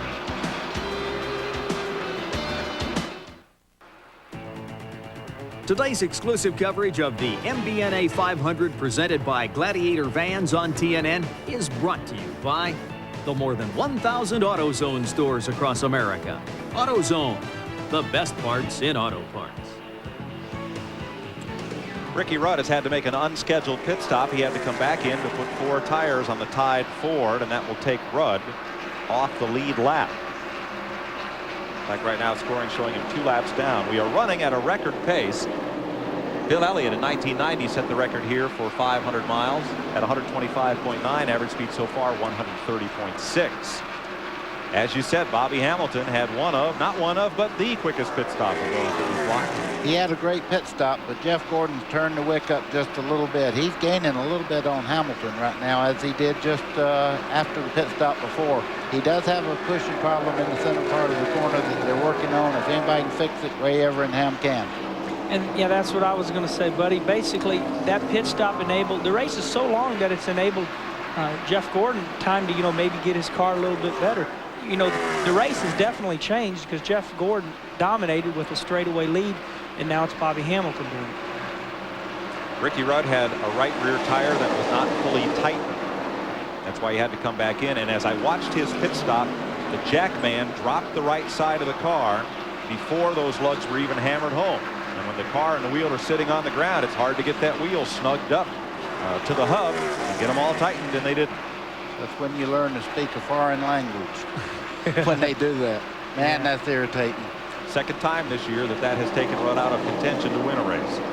I tell you, though, I mean, you know, you don't want to make excuses, but that's what competition will do to you. I mean, the guys in the pits are trying to keep him up there in position, and just a little bit too quick of a stop, you know, cost you a lap. Jeff Gordon closing in on the race leader, Glenn. Well, one reason he's doing it, Mike, is because he put on scuffs that time. Jeff's still saying the car's a little too tight, but they did not put new tires on. They put on scuffs. Kenny Wallace, you're exactly right. There's a lot of rubber buildup on the racetrack. Cars are sticking too well now, so they went with scuff tires that time. Dale Earnhardt has a radio problem. The crew cannot hear him. He can't talk to them, but he can hear the crew. So Richie Childress had him to wave to see if he couldn't hear them. So at least they've got contact with Dale, but he cannot tell them anything about the car right now. And you've already told about Ricky Rudd having the right rear tire leak problem. Thanks, Glenn. Jeff Gordon closing in on race leader Bobby Hamilton in the STP Pontiac. Well, Mike, that's good communication now. Somebody in the pits made this decision. I guarantee you that Jeff Gordon was very happy right now with the change that Ray Evernham and the crew made on the car. You can see he's closing in on Hamilton about 8 or 9 car lengths every lap.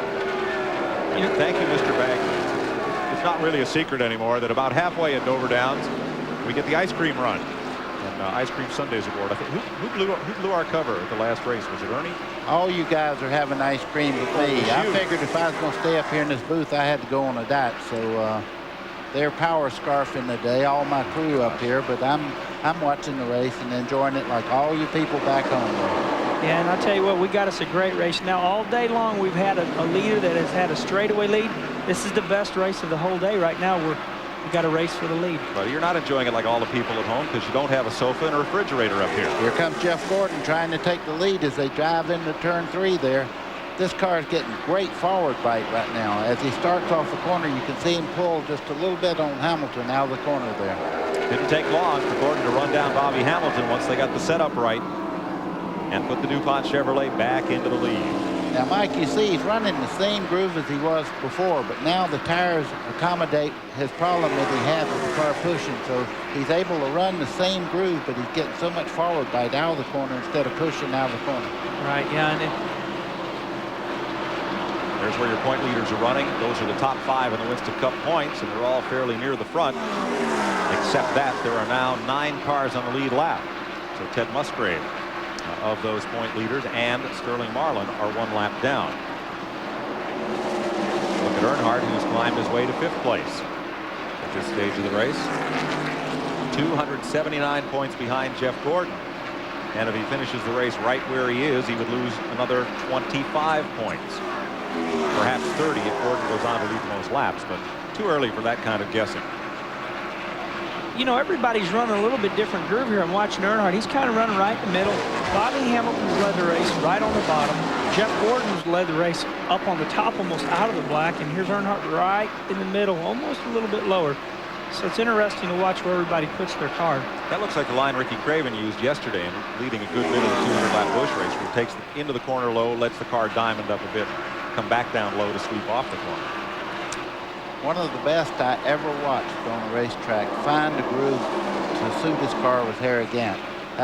Here at this racetrack especially, he would run differently than most people out there, and he would find a way to keep the RPM up on that race car around the whole racetrack, and he would wear you out in 500-mile race here just because he was smart enough to find the right place. Here in Atlanta. But if you look way up toward the wall where the Harry Gant groove is, that's where all that little rubber dust goes, and it would be hard if not impossible to run up there today. And can you believe, I guess what, maybe 7-8 years ago, that's where they used to run at this racetrack. You talk about a 360-degree difference now. I mean, the groove was up at the wall, right, buddy? You take the power steering off these cars and they'd be right back up here again, too. That's a pretty good mention right there. Power steering is able you to turn down to the bottom all day long.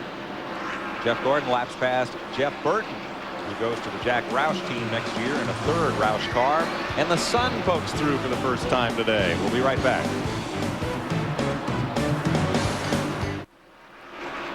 314 laps complete. Now remember, Dale Earnhardt cannot talk to his crew. They can talk to him, but he cannot communicate with them by radio, so we go back to the old hand signal system, buddy. Mike, for years, when you see him patting the door, that means that he's tight. If he is doing the roof, that means he's loose. He's actually still communicating without a radio. You hit the door, the car's pushing. Right. You put your hand and hit the roof, yep, the car's loose. That's it. You know, he was patting the door, but he was trying to tell him something else. He was like pointing to the right front. Yeah, right front, like he's afraid, like he's wanting to tell him the right front's going away. I think they got the message. Here's the interval among the top 5. You see that Earnhardt is 18 seconds behind the leader. And Dale Jarrett closing in. There's that signal again. He's signaling more. He's telling him, I think, the right front tire. Maybe it feels like it's down on air or going to blow out or something. And while we were away, Mark Martin went a lap down, so that will leave us 8 cars on the lead lap. So Glenn Jarrett has been interpreting the sign language down in Earnhardt's pit. Well, Mike, what I can interpret right now, they're getting ready to make a pit stop. The 3 went to action there. What the last thing they asked him was, Dale, if the engine is missing, pound on the door. Well, he pounded on the door. We've seen that. So evidently, as well as a chassis problem, they've got an engine problem. I'm going to see if I can go and decode a little bit more of this stuff, and I'll get a little more information from you. I'll ask Andy Petrie in just a second what they're getting ready to do to the car. I'll report back. Thanks, Glenn. So Earnhardt running in 5th place, trying to keep from losing any ground to Jeff Gordon in the championship chase, trying to get himself in contention to perhaps win.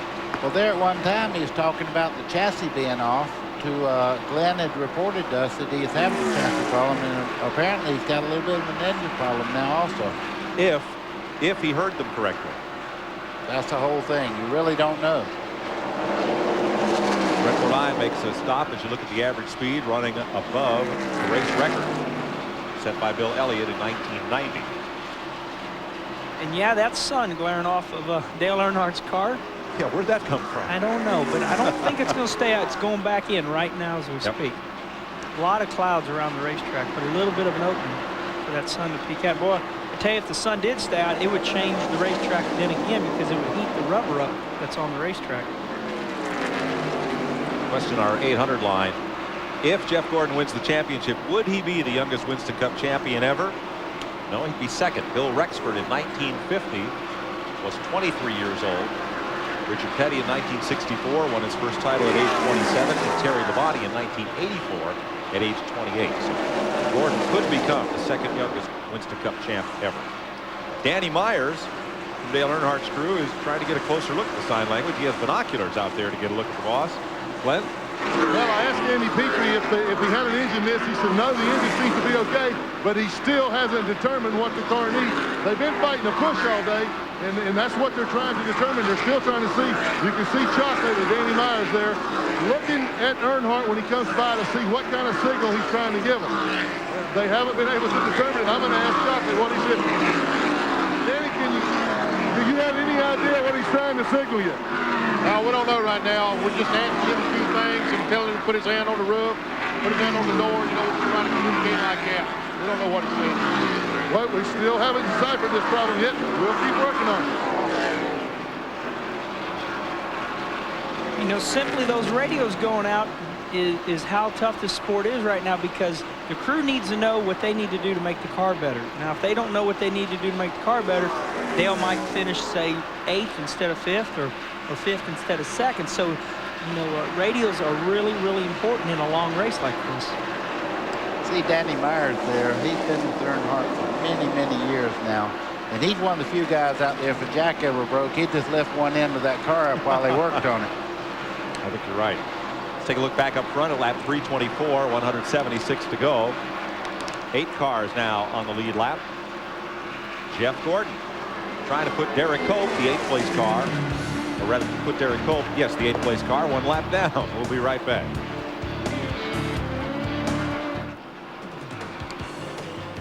Welcome back to Dover, where the 3rd caution flag of the day has just flown. Morgan Shepherd got the Wood Brothers Sitco Ford up and into the wall in the middle of turn 3 and 4. He was able to continue on, but debris on the racetrack there has brought out the caution flag. 3rd one of the day, lap 327.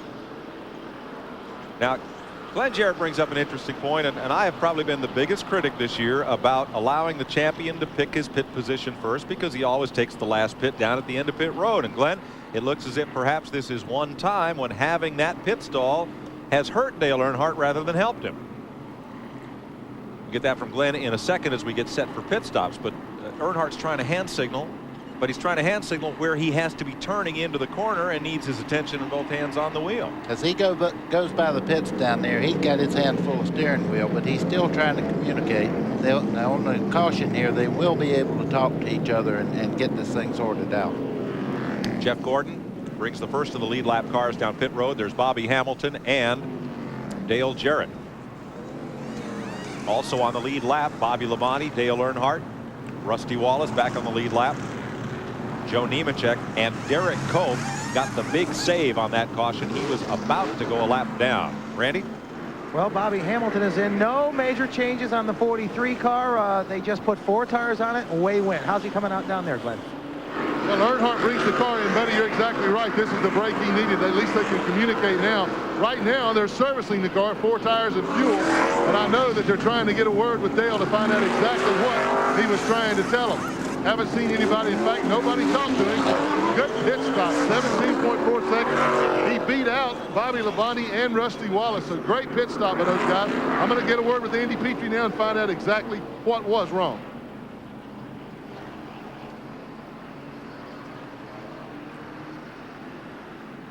.328 laps complete as pit stops of the lead lap cars are completed. Today's AutoZone Tech Back is brought to you by the more than 1,000 AutoZone stores across America. AutoZone, the best parts in auto parts. Driver comfort in a Winston Cup car is very important. To keep a driver cool and to keep him focused all day. A lot of drivers use a lot of different methods. Some, just a $10 blower with a hose to blow some air where they can in the car just to move some air around. A lot of drivers take this helmet hose, tie it on the window net, hook it on the helmet, and get what they can. Problem is, if it's 90 outside, it's 90 inside. We got a company called Computech from Kansas City, Missouri. They made this for us. What it is, it's an in-car heat pump. It works like an air conditioner in your house. It has heat exchangers in it. If it's 80 outside, Kyle Petty thinks it's 50. He can control it right here. He's got just a blower. Then when he hits low, the air conditioner comes on. Cooler air, less blowing. He puts it on high, he's got more air blowing and even cooler air. It's made a difference in our driver. Driver can't do his best job unless he's comfortable. You got it. I And noticed he even had some vents in the top of the helmet there to let some of the heat off the top of his head. And a driver who is cool will be more alert.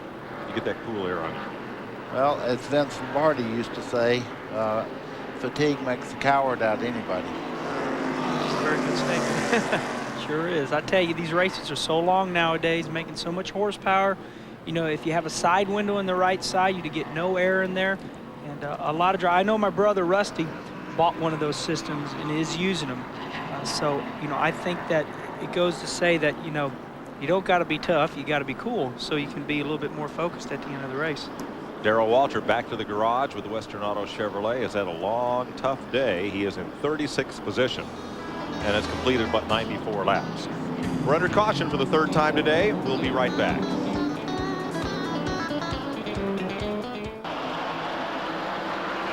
They just waved the green flag for the restart, and Jeff Gordon steps on it. Trying to get away from Bobby Hamilton, Dale Jarrett, Dale Earnhardt, and Bobby Labonte. Now Mark Martin there in the Valvoline car is a lap down, so is Ted Musgrave, separating the leader from the rest of the pack. So is Sterling Marlin. We're watching from Mark Martin's car back at his Jack Roush stablemate Musgrave. Jack Roush decided to build that second team. He said he had 4 or 5 drivers on his short list. Mark Martin said he had only 1, Musgrave. He got the job. See, both of these are teammates that you see racing right here. Musgraves is looking to the inside, trying to get by Mark Martin. I think he may be a little faster, but Mark's got that groove in there, really racing hard. Jeff Gordon has pulled the string. He is gone. They must have 2 sets of stuff because he is really on that thing. He's pulling away. Like you said, he's about 10, 12 car lengths in the lead right now. The race is just behind him. Everybody's trying to get by Mark Martin to catch up to Jeff Gordon. A whole bunch of people sitting here hoping he doesn't have another set. All right, Earnhardt, Bobby Hamilton, and the 28 of Dale Jarrett. Nose to tail. Wow. 2nd, 3rd, and 4th. Bobby Hamilton's car looked like it had supercharger in the center part of that corner when he come up on the back of Dale Earnhardt there. I mean, he closed in 4 or 5 car lengths in that one corner, but that can happen. When you're going through the corner, if Dale would start to get a little bit loose or something, you catch him so fast. A lot of people say, well, that was rough driving, but if they back off just a little bit, you catch them so fast you wouldn't believe it. Yeah, and right there is where you've seen Hamilton's car was a little bit quicker than Dale's, but you know, Dale's a great driver. He's hanging on to it, keeping right up their position. And, you know, and the only car on the lead lap right there, well, Jeff Gordon's checked out, but that Mark Martin, Musgrave, and Starter Marlin all a lap down. You got to get all the way back to Dale Jarrett for second. Let's go to Bobby Hamilton's pit. Here's Randy. Well, on the last set of tires just prior to this caution flag pit stop, Bobby Hamilton said the car got a little tight.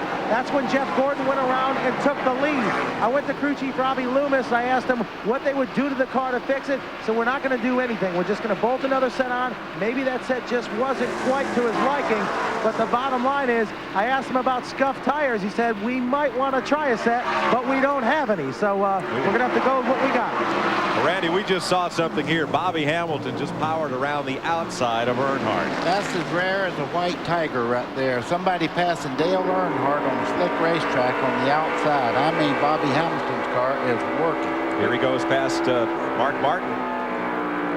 That's not for position, but it will move him and Earnhardt up closer to the lead. Now, Mark is off the pace. There's something wrong with Mark Martin.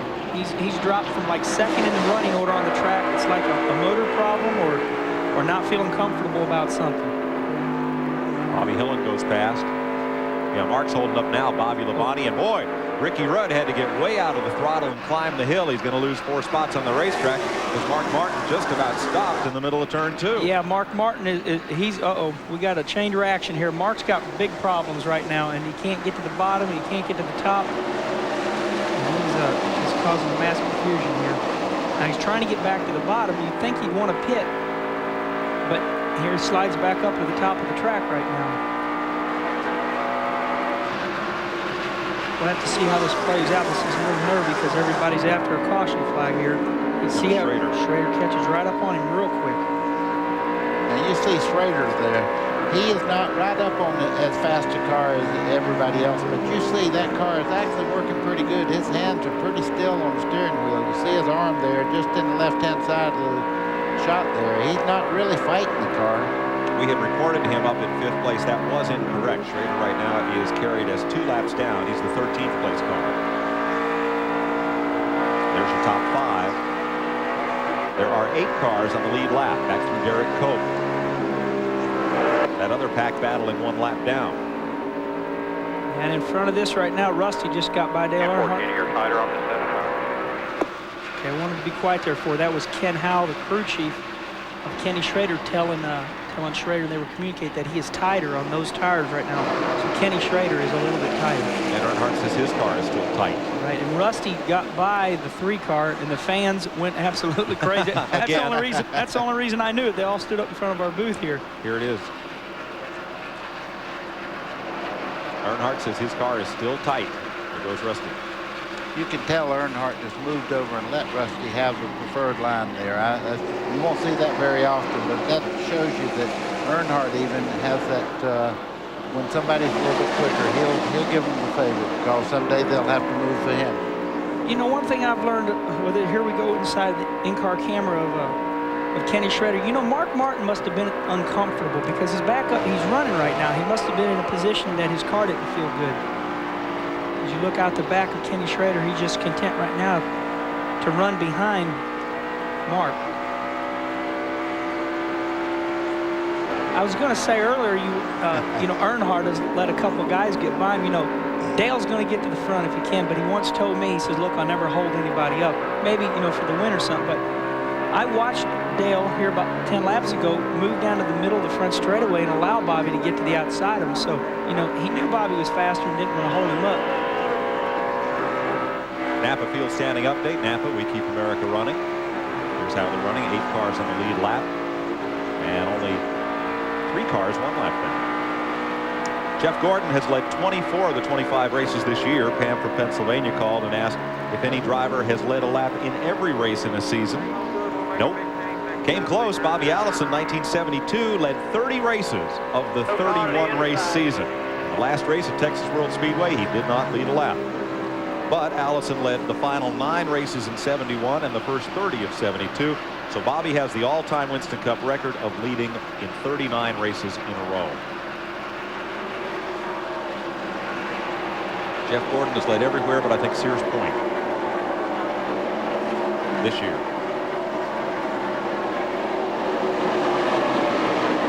Ricky Rudd pulling up on Schrader. Now that is a battle for position. They are both 2 laps down. Rudd had that unscheduled stop for right side, right rear lug nuts. You know, as Buddy was talking about earlier, you watched the in-car camera there at Kenny Schrader. And Kenny, all those hands aren't moving a lot. You know, the car might be doing something, enabling him to where he can't get into the throttle quick enough. So, although he does look smooth, he can't get into the throttle. Randy, what's the story on Mark Martin's car? Well, I think Kenny said something about him being uncomfortable. That's exactly right. The car is just extremely tight. These guys have been working on it. They're going nowhere with it at the moment. He went a lap down, and I went to Jack Rouse, said, what's the problem? He kind of shrugged his shoulders. I asked Steve Neal. He sort of shrugged his shoulders. He's trying to find a line to run out there, but when the car's tight, he just can't seem to find it. And there you see Mark shrugging his shoulders. Yeah, you know, I know Mark. I've known him for a long time. Him and Rusty come up in ASA together.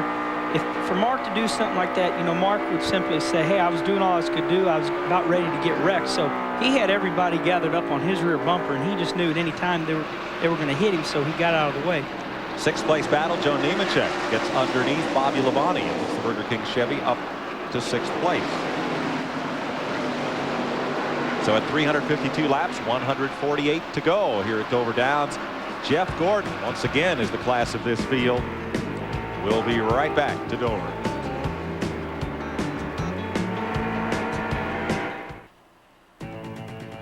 Today's exclusive coverage of the MBNA 500 presented by Gladiator Vans on TNN is brought to you by Pontiac and your local Pontiac dealer. We are driving excitement. The NASCAR Family Cruise is December 4th through 7th on the Big Red Boat. R.J. Reynolds, Image South Marketing, Laval Corporation. Want to take you out there with Kyle Petty, Ernie Irvin, Todd Bodine, Ted Musgrave, Steve Grissom, and their families to benefit the Winston Cup Racing Wives Auxiliary. Call the number on your screen for information. 359 laps are complete. There is Bobby Hamilton, who has passed Dale Jarrett and moved up into 2nd spot. Here's how it happened. See him going down the back straightaway. He pulls up on Jarrett.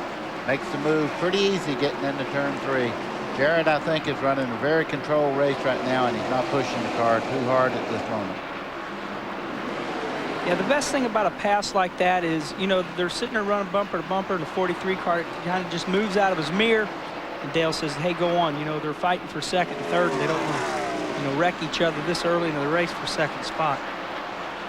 Jim from Florida calls in. What's the most amount of points any driver could win today? 185.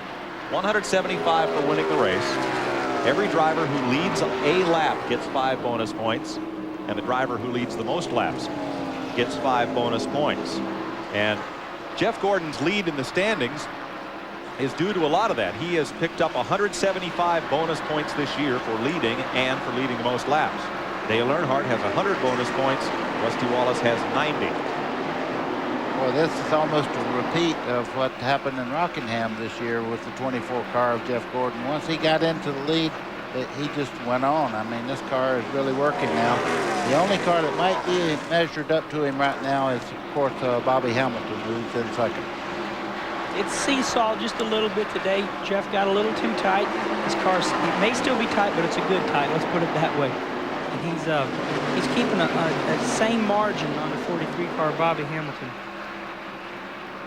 Dale Earnhardt, riding in 5th, has been signing for his pit crew because the pit crew cannot hear his in-car radio. Glenn, what's the update? Well, Mike, I had Don Hawks, who is Earnhardt's personal manager, came over to me and told me, he said, hey, I got to tell you what's wrong with the radio. He said, it's my fault. On one of the green flag stops, Don was handing him some water with the extension thing there that holds the water, and he tipped the water over before Earnhardt got it, and spilled it in the radio and shorted the radio out. So Don came up and admitted it himself, but that's what's wrong with Earnhardt's radio. Oops. Well, now, Glenn, on a pit stop, where that radio sits just inside the door, can't they just replace it? Well, they have to unhook it and all that, and you're pretty busy here at Dover, and I don't think Earnhardt would have time to hook the thing back up, Mike. So they haven't decided to try that. They tried all 3 channels that they operate on that they have in their frequency, but they just had no communication with it, so they haven't decided to try that yet. You're right. It's 2 connections. One connection for the talk and receive channel, and a separate connection for the antenna. It might take too much time and might not be all that accessible. You know, I'm going to tell you something. Joe Nemechek has been kind of quiet all day. Right now, he's in 6th spot, and that is for position right there. So Joe Nemechek, the Burger King car, is really running good. You know, you hate to see a guy run that great all day long and not mention him. So, you know, Joe is doing a great job in that. I bet right now he's got fire in his eyes to be able to run down Dale Earnhardt. He's in 6th place. Here's the battle for 7th. Derek Cope closing up on Bobby Labonte. 7th and 8th place. You can see Bobby car get just a little bit loose coming out of turn 4 there. That is so uncomfortable because you can run right out against the wall. When that back end tilts out like that, if it ever touches that wall, you talk about getting an asphalt rash. Now you can do it in a hurry. And that could be a push situation where, let's watch the 18 car. Up in the middle of the corner, he's turning on the wheel. And now he's turning, and then the rear end will come around a little bit. So it could be a push loose deal, but 12 car gains on him right there, right in the middle a little bit. See, I closed up on him. Mark Martin's watching all this. You know, Mark fell back a while ago. A lot of times, if you get out of the groove a little bit and the car turns sideways on you, all of a sudden you say, maybe the right rear is going flat. So you'll check up for a couple of laps just to make sure everything's back like it ought to be. But he looked like he's back up to speed now. Folks, if you're new to the sport, to make this real easy, if the car pushes, it wants to go straight when you want it to turn. And if the car is loose, it wants to keep on turning after you got into the corner and the back end come around. Or as the great Neil Bonnet used to say, if you're pushing, you see the wreck. Right. Well, what'd you say that day? Push, you hit the wall with the front of the car. Loose, you hit it with the back of the car. That's it. That's You it. got it. Okay. 130 laps to go here at Dover Downs, Delaware in the MBNA 500. 7th place battle's a good one. Derek Cope pulling down on Barney Hall from MRN Radio. Hey, Barney, how you doing, bud? Barney, no room in the booth? You come visit us anytime. Moving past Brett Bodine is race leader Jeff Gordon out of turn number 2. I think Barney just came to see what flavor ice cream we were having. I think so. I mean, Kenny left more than I normally get. What a huge thing of ice cream Kenny Wallace has devoured here today. I can't eat all that. You know, I got to run Martinsville next week. Got to make sure I don't get too much junk food in me. Yeah, more left side weight. All right, 372 laps. Jeff Gordon up front. Bobby Hamilton in 2nd. Dale Jarrett is 3rd. Rusty Wallace up to 4th. Dale Earnhardt's the 5th place car. We'll be right back. Today's exclusive coverage of the MBNA 500, presented by Gladiator Vans on TNN, is brought to you by Napa. We keep America running. There's the Tomahawk. It's not the Atlanta Braves either. It's that Tomahawk that sits over the pit of Jeff Gordon, and there's one in the stands as well. The kid was doing the wave with the Tomahawk, and that's what Gordon's doing, is waving goodbye. They call him the Rainbow Warriors, and I tell you, he's on the warpath right now. But just behind him, you could just see in that shot there, Bobby Hamilton's closed in quite a bit on him. Hamilton having perhaps his best career run. Also, Joe Nemechek having a career best today. He was 9th at Pocono in July, 10th at Dover in June, and Nemechek is in 6th place right now. Well, the sun continues to beat down on the grandstand. That's a welcome sight here. Some of those sweatshirts coming off. Folks getting a little warm weather wear here. It was very cool and damp this morning. The sun's been out for about 15-20 minutes now, and then there's clouds moving in, so the sun's going to go out here in a little bit and can change the handling characteristics on this racetrack. Todd from Pennsylvania calls in, says Robert Yates going to have 2 cars now with Ernie Irvin and Dale Jarrett. Where are they going to get the crew for the 2nd car? Well, one thing I do know is they've acquired a couple of people. One has come from the 6 team of Jack Roush. And, buddy, I don't know. What's your opinion? Well, I think you're hiring people right now, getting ready to do this team. And there's a lot of people around right now that have good qualities as far as crewmen, and I'm sure they're hiring them up right now, getting ready. Also, Paul's stepfather called, wants to know if he's still working for Jeff Bodine. If you mean Paul Andrews, yes, he is still Jeff Bodine's crew chief. Billy Taylor, who owned the modified car that Jeff drove to a lot of victories and also worked with that Dick Armstrong team when Jeff had such a phenomenal season in the modifieds, has been working with the Bodine team for the last 3 weeks as well. And he's having a blast. He says Jeff asked him to come down, and he's down there. He's pretty much got the team in stitches. He's a tremendous chassis guy as well from upstate New York. Going to go back home to run Syracuse. Says he's never won that $100 grand. We'll give it another shot this year. The crowd's starting to move around just a little bit. Bobby Hamilton's closing in on the leader. He's pulled it down to about 20 car lengths now. And look at Nemechek. He's closing up on Dale Earnhardt for 5th place.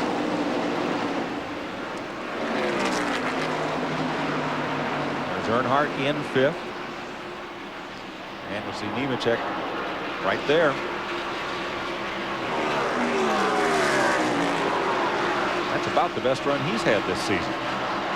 Yeah, they've kind of stabled out now. Nemechek was up on Earnhardt's rear bumper a little bit closer than that. Right now it's kind of even to right there. Now Teddy Musgrave is getting up behind Joe Nemechek. Well, they trail the leader by 14 seconds. Right, and right now Ted Musgrave is running in the 12th spot. Joe Nemechek is running in the 6th spot. So it's not for position, but it's for length on the racetrack, because the way the leader's running right now, you can't afford to let up dogs. It's just make a quick circle. Nemechek's going to make this pass. Here he goes. He's caught Dale in a hurry.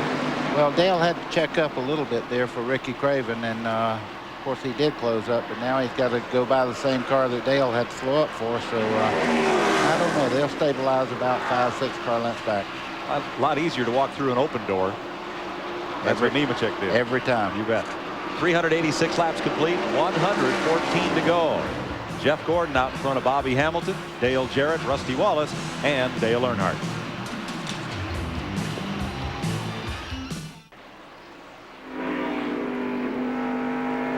In October, on the 7th, Saturday afternoon, the Subway 200 NASCAR Super Truck Series by Craftsman. Rained out show from earlier this year will be run, and at 6 p.m. Eastern Time. We'll bring it to you live right here on the Nashville Network, of course.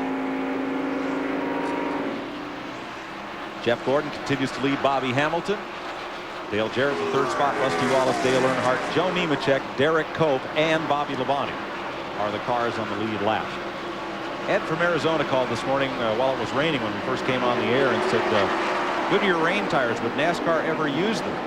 I guess they tested rain tires. I would have said no, but Greg Fieldings, of course, come up with the answer to this Another thing. Field and Fast fact. 1956, Elkhart Lake, Wisconsin Road America. One NASCAR Winston Cup race was run in the rain.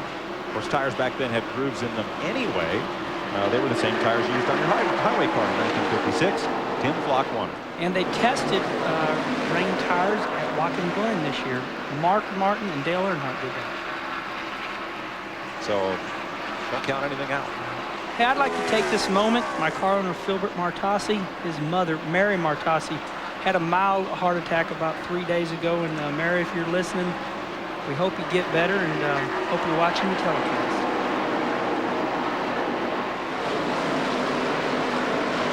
.106 to go. Let's take you back through the top 3. Show you the interval back. We have 8 cars on the lead lap. Back through Bobby Labonte. 1 lap down. Sterling Marlin, Mark Martin, and Bobby Hillen continuing to run well after that awful pit stop that put him a lap down. There's your leader, Gordon. There's Bobby Hamilton.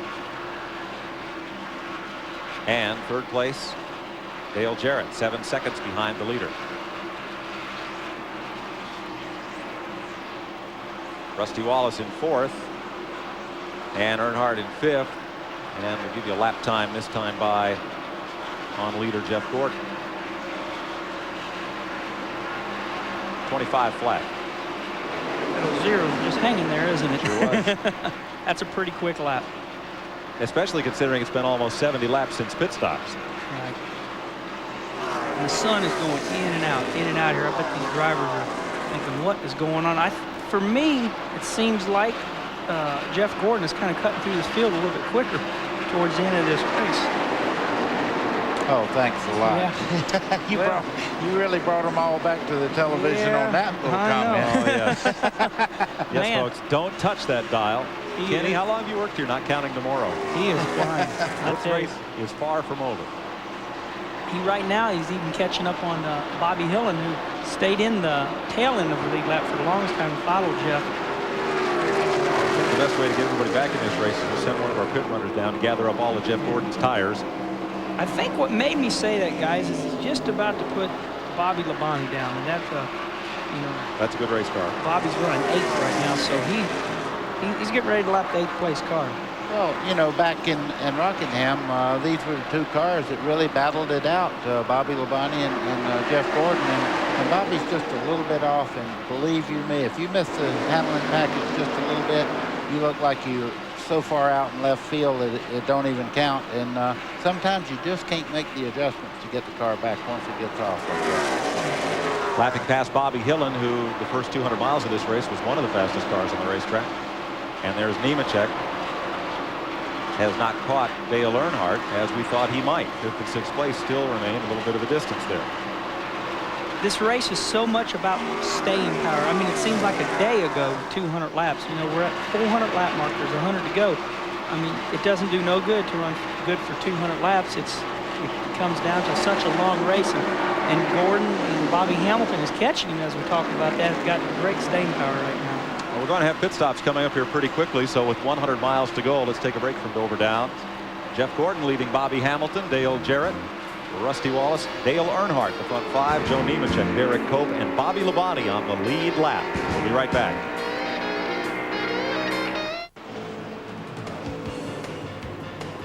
Packed house here at Dover Downs. Welcome back to our live TNN telecast.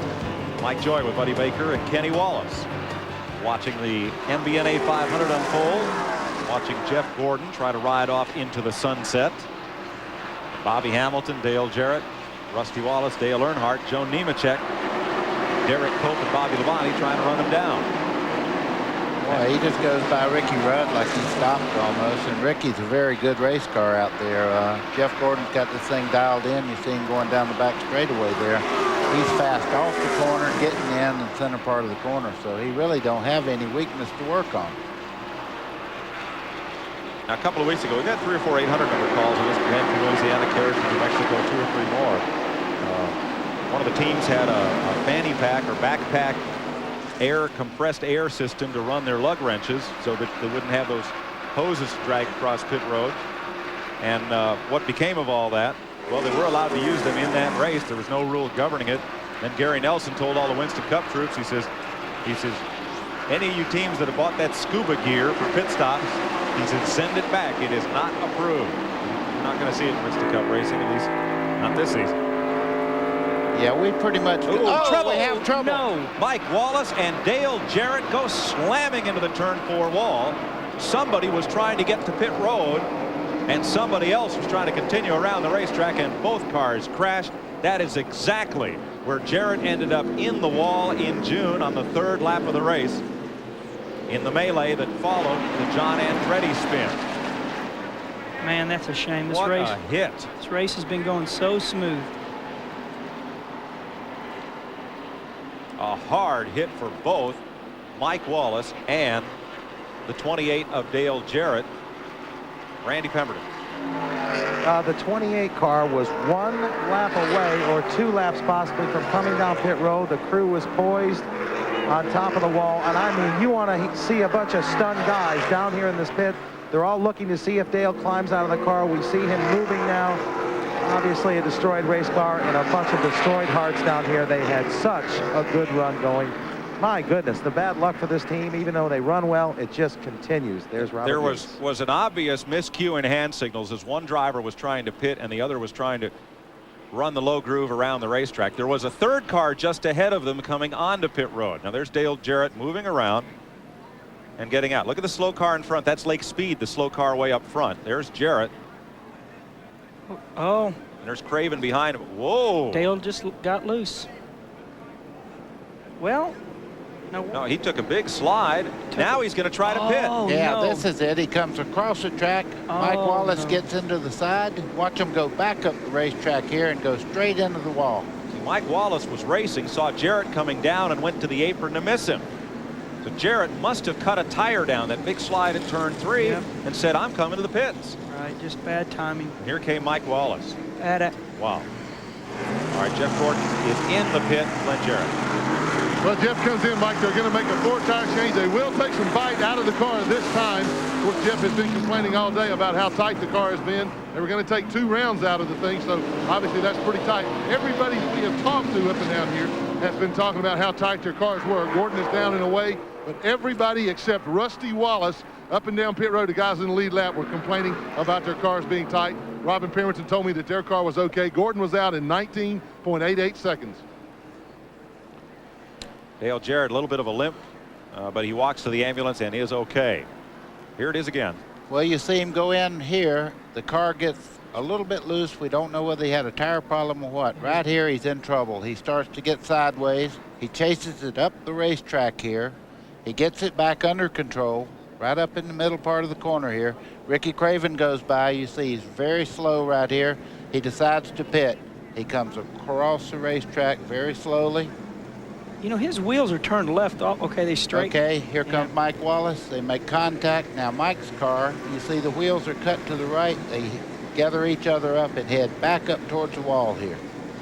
Mike was not intending to pit. When Jarrett came down the racetrack, Wallace went down to the apron to avoid him and just couldn't clear him coming through.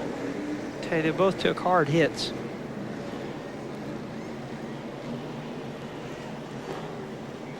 All right, Bobby Labonte in. There's Ward Burton, Ricky Rudd.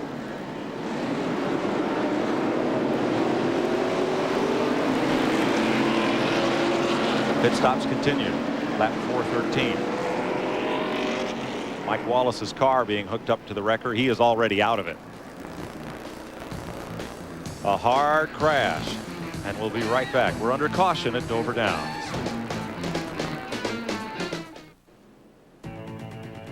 Today's exclusive coverage of the MBNA 500, presented by Gladiator Vans on TNN, is brought to you by Napa. Packed house here at Dover Downs for the MBNA 500, and cloud cover coming back over the speedway as we'll have 85 miles to go.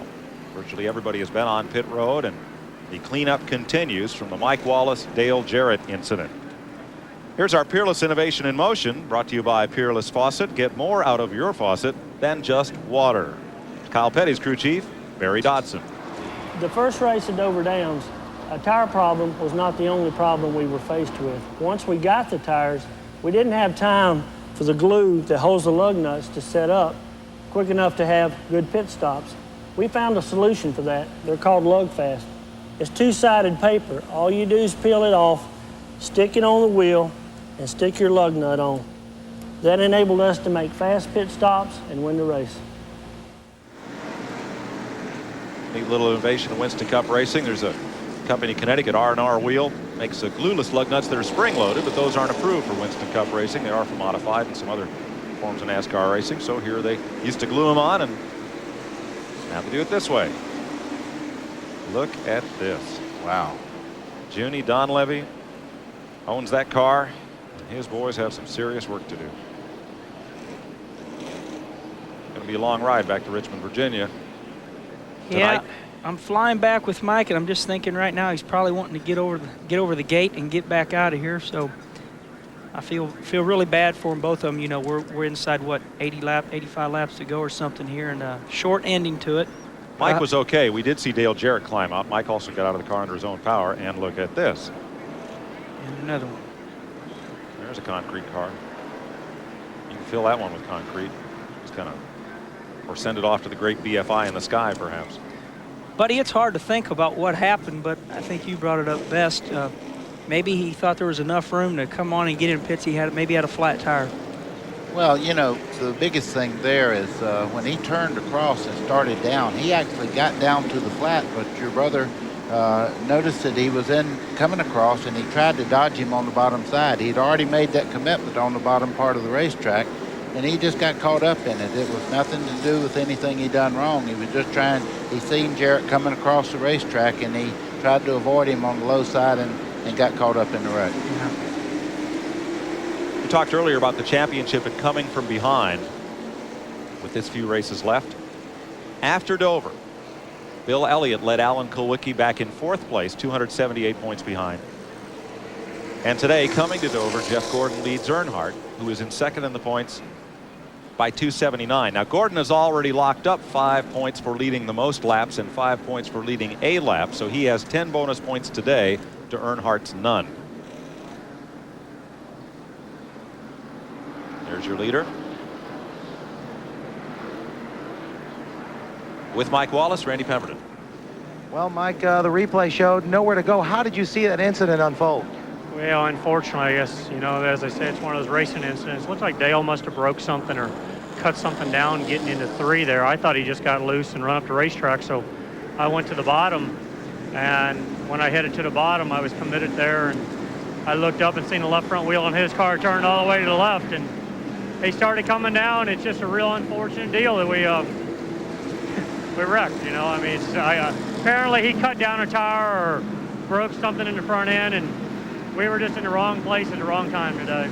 Hard lick for both of you guys. Are you okay? And did you see Dale? Yeah, you know, it was an extremely hard lick, and bruised up my leg and my foot, but Carl and the kids are at home. I'm doing fine. Carl will be home this evening, but Dale looks like he's got a bruised up rib or something, but it was a hard hit, you know, and it's just a shame because I think they were running 2nd or 3rd and had a great run going, and, you know, we were running 20th or 21st and was going to have a good day or a decent day, and just trying to log laps and get to the end. And unfortunately, Heiligmeyer's Ford Thunderbird wasn't able to get there.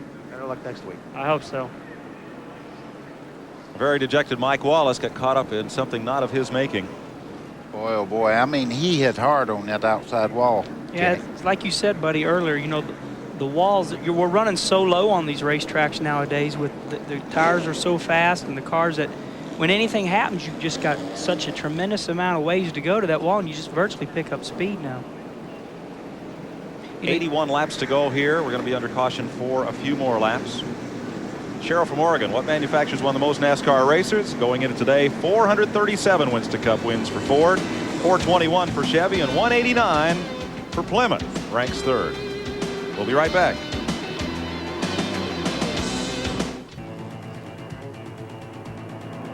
Today's exclusive coverage of the MBNA 500 presented by Gladiator Vans on TNN is brought to you by Pep Boys Automotive Supercenter. Welcome back to Dover Down. 79 laps to go. You know, we're talking about lug nuts and things like that. Roger Penske once had a race car that only had 3 studs on the wheel. Brought it, I think, to Riverside, California. So what do you need 5 for? So they had a set of wheels made up, I think, for the Matador that Bobby Allison drove with only 3 lug nuts. NASCAR took one look at that and said, no. Now in 1970 in the Daytona 500, this is a Greg Fielden fast fact. Crew chief Ray Fox rigged up a lug wrench with a 5-prong end that would loosen and tighten all 5 lug nuts with one flip of the trigger on the Tiny Lund Dodge Daytona. NASCAR said, no, that wouldn't work either.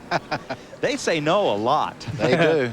They have a good system. I tell you, they kind of work on the broken wheel theory. If it's not broken, don't fix it. They keep it competitive. And that's why all of you folks watch it, and that's why there's 90,000 people here today. Let's go to pit road and Glenn. Well, Mike, just to update you on what happened down here, of course, I said Jeff Gordon came in. They did take a little wedge out of the car. It's still a little bit tight. They put 4 tires on it. We can't get them to tell us if they put 4 stickers or 2 scuffs and 2 stickers. We think it was the latter. Down in Dale Earnhardt's pit, he's still fighting to push. They took a rubber out of the thing and put 4 stickers on it. Bobby Labonte had problems. He came in. He was fighting a tight race car.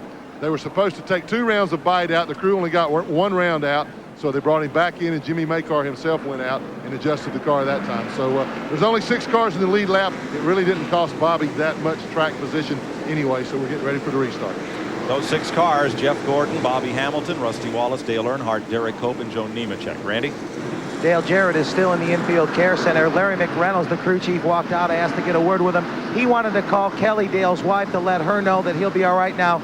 Dale is in a little bit of pain. As a matter of fact, they're going to bring the ambulance up and load Dale in there. Possible couple cracked ribs, so they want to get DJ out of here and to the hospital to check those out. But he's conscious, he's alert, but this kid is sore. He took a heck of a lick up there, as Mike Wallace told us he did as well. So they're going to hold this thing up a little bit and get DJ out of here. Hard crash. looking for green this time by. Starter has green in hand. They hold the flag or if we get ready to go. I think we're going racing. Here's a great one, buddy. Off our 800 line. Why don't these cars have brake lights? All you do is run your left foot on the brake about halfway down the straightaway and scare everybody to death. That's why they don't have them. Kind of redundant. Yeah. All right, let's get ready to restart here. 4:23 on the board. It'll be 86 laps to go. And Jeff Gordon, Sterling Marlin wants to get back on the lead lap. He's the 7th place car. He's going to run Gordon hard into turn 1.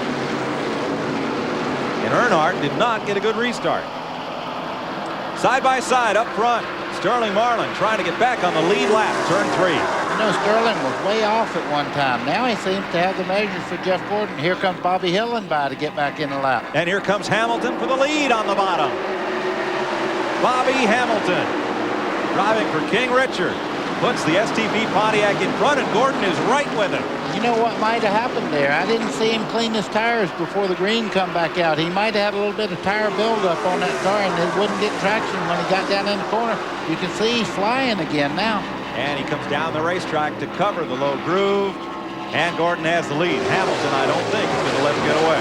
Well, if you don't clean those tires off, when they drop that green flag, it's just like you have a flat up there. If I have all that rubber buildup on your tires. 75 laps to go. Gordon's strong, though. He stayed on the outside of Bobby. See the difference in line, though? Right in the middle of the corner, Bobby's quick. I don't think it's going to be much longer.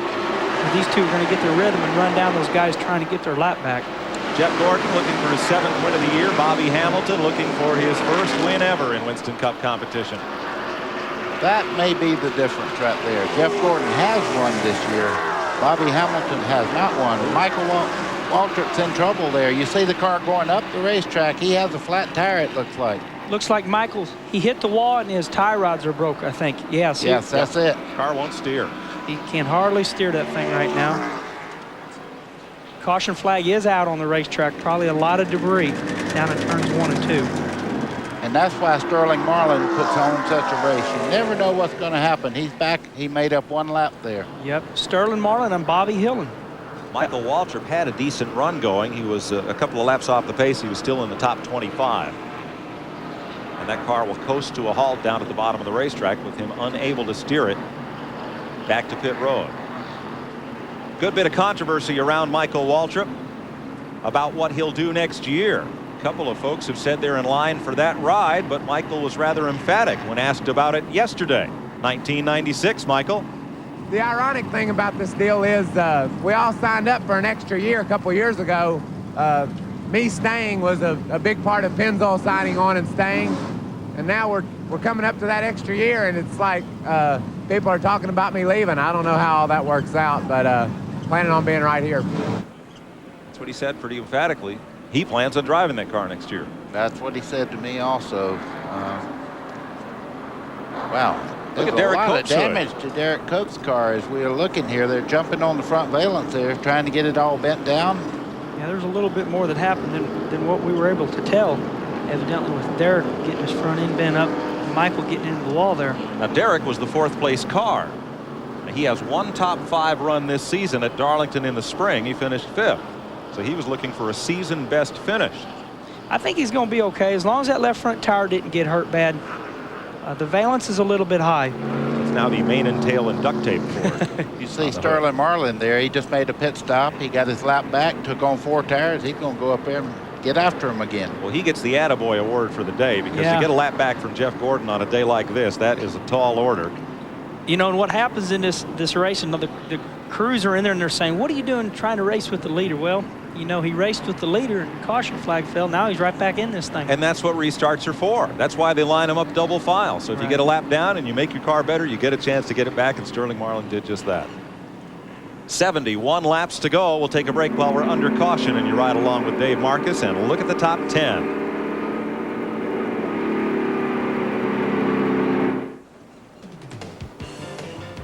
$70 laps to go at Dover Downs. Mike Joy with Buddy Baker and Kenny Wallace.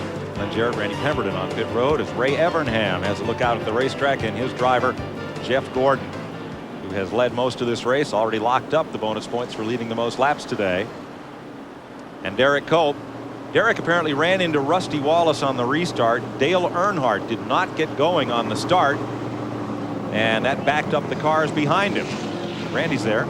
Well, they just came in and put a little tape on the 12's nose. Rusty Wallace also said that he loaded up the carburetor. He told the crew, remind me to blow that thing out before we get ready to go green. So if Dale checked up, Rusty was also having a little problem, and Derek was the, I guess, not the benefactor of it. And Glenn Jarrett's been to check on Dale. Yeah, Mike, just so I can let the rest of the family know, I talked to Dale. They did remove him and take him to the hospital downtown for some x-rays, but he is conscious, he is alert, he's in some pain. They think that he might have cracked a couple of ribs, but he told me exactly what I needed to do to find a way, a ride to the airport, that we were going home tonight. So everybody at home, he's okay. We'll be home sometime later tonight. Getting ready for the restart, 1 lap to go. 6 cars, make that 7 cars on the lead lap now. That Sterling Marlin has gotten a lap back. Jeff Gordon, Bobby Hamilton, Rusty Wallace, Dale Earnhardt, Joe Nemechek, Sterling Marlin, and Derek Cope. 1 lap down are Bobby Labonte, Mark Martin, and Bobby Hillen, having a good top 10 run today. 2 laps back, Ted Musgrave, Ricky Rudd, Ken Schrader. 3 laps down, Robert Presley. 4 laps back, Ricky Rudd, Jimmy Spencer, and pole sitter Rick Mast. Got 1 dead.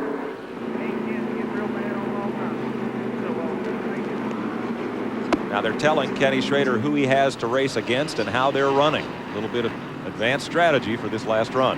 You heard him say, just be a little patient. It'll all work out. Also possible that Derek Cope got into Earnhardt as well on the restart, so he certainly got into somebody. You'll ride with Mark Martin for this restart as they come to turn number 4. Right now, these guys are thinking, hey, man, we only got 70 laps to go. Let's get single file and finish this deal out. They're all right down to the end of having good finishes. Green flag.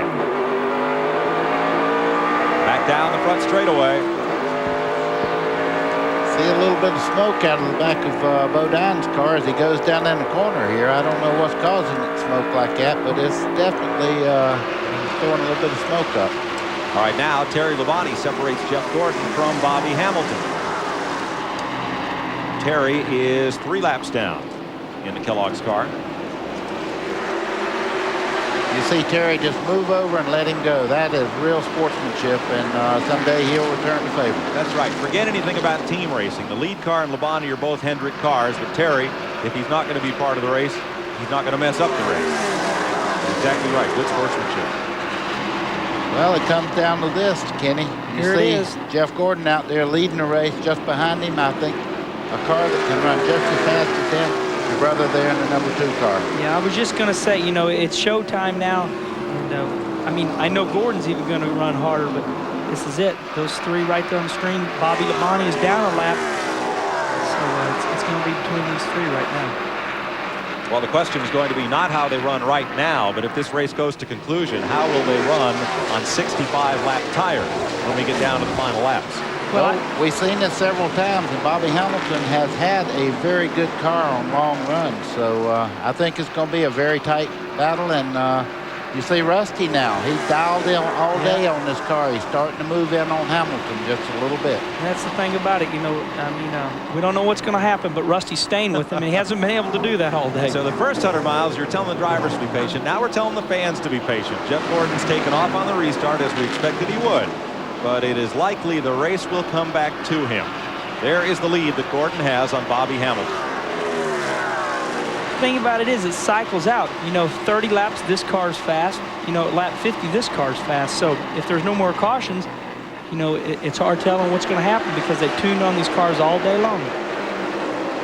Well, it hadn't been that long ago we were talking about Rusty had to pick the pace up just to stay in the lead lap. Now he's running up in the top 3 positions there. As a matter of fact, in 3rd, and he looks like he is as fast as either one of Gordon or the 2nd place car now. Randy? You know, I was talking to crew chief Robin Pemberton, and he talked about his first year being with Rusty Wallace. Now, they may only have have a third-place race car, but when they started this race, they had about a 20th place race car. The car was just no good. Looking back to Darlington, Robin said because of the cautions, the more cautions, the better they are, especially if they're not running well. They made 20 to 25 changes on that car. He said Rusty is without a doubt the best he's ever worked with as far as being able to find what the car needs in order to get it running quick, and he's done a heck of a job with it today. And that's the consensus of the folks in the garage, that he is probably the #1 chassis man behind the wheel in a Winston Cup car today. Here's the 4th place battle, and again, Joe Nemechek will have a chance to run down Dale Earnhardt. A couple of years ago at New Hampshire, Nemechek passed Earnhardt on the last turn of the last lap to win a Busch Grand National race there at Loudon. Talking about Joe Nemechek right now, this is the best run he's had all year. Look at him pull up on Earnhardt as they start down the front straightaway here. Nemechek driving his heart out right now. Yeah, this is the race of Joe Nemechek's career. I mean, it's the longest race of the year, maybe besides Charlotte, and he's running 5th right now. 9th at Pocono in July, Nemechek's best finish in 1995. He is perhaps a top 5 car today. Pulls up on him in the middle part of the corner. Earnhardt looking in that mirror, I guarantee he's saying Nemechek is running just as well as I am as he looks to the inside to try to make the pass. Well, you can tell Earnhardt's car is really pushing up off the corner. You can see his wheels. He had to time it just right to pull the wheels back. And it's been like that all day. He has not been strong from the middle of the corner on out. Yeah, let's see if we get a shot of Earnhardt coming off of, he's going to try to make up for it. He's going up, and he's going to come down, but let's see if that, well, that's not his strong point right there. 58 laps to go. This is far from over. The only thing about Earnhardt, he will move around on the racetrack and get everything out of that chassis he can without really abusing the tires. So he's looking Turn right now to 2, get somebody's past. smoking heavily. Rick Mast, the pole sitter. NASCAR officials watching it, see if Mast can get to the bottom without getting any fluid on the racetrack. No caution so far. Boy, right in the bottom groove. Well, he's going to make it to pit road. And it looks like we're going to stay green. Yeah, big scare for the whole field. You know, Yes. the spotters saying, hey, there's somebody, we don't know if there's liquid down in that corner, but it seems to be okay. We're just back racing normal. The driver goes in and goes, whoa! Yeah. Yes, there was. Not this time. Not this time. Yeah, well, all this has happened right here. It looks like the only person that's got anything for Jeff Gordon is Bobby Hamilton. Rusty's kind of lost ground to him. This is a great battle here, though. 4th place.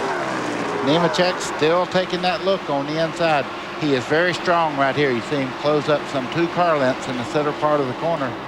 When they hit the straightaway, though, that 3 car is a rocket. Dale Earnhardt has got black gloves, but he's got a little white spot on it. And that's what I'm watching. I'm watching where his hand location is coming off these corners. Those are Simpson gloves. That's a little piece of leather there, so that if you have to reach back and wipe your goggles or your face shield.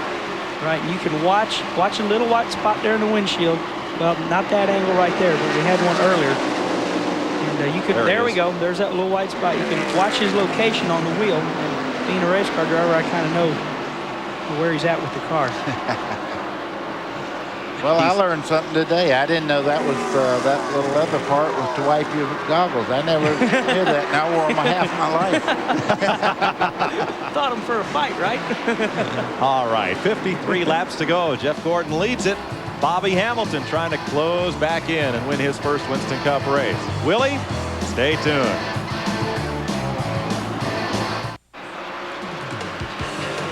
Welcome back to Dover, where the sun continues to try to poke through. It's not having a lot of luck, but we have been rain-free since about 1 o'clock this afternoon.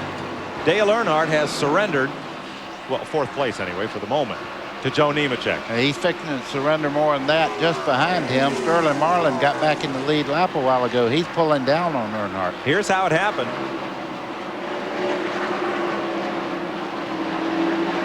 Earnhardt just pushing really bad. Snaps right back down on Nemechek, but can't get back by him. And then Joe drives away. Ricky Rudd just got passed as well, but that was not for position. Here comes Sterling, though, and this will be for 5th place. And back at 8th place, 1 lap down, Bobby Labonte and Mark Martin go at it.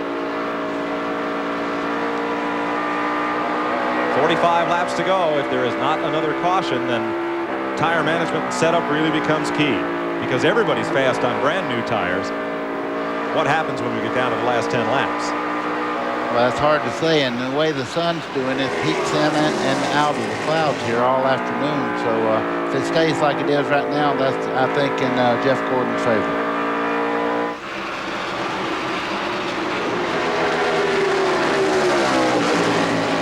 Eighth place battle, Bobby Labonte and Mark Martin, you're watching. Meanwhile, Sterling Marlin has caught Earnhardt. That'll be the fifth place race. There is Marlin, just 2 car lengths away, and you see from the middle of the corner on out, that's where Earnhardt's losing his time. Well, Sterling fought a great battle to get back on the lead lap, and he may be one of the faster cars in the whole field right now. He's run them down from like straightaway back, and he's right on Earnhardt's bumper as they start down the back straightaway.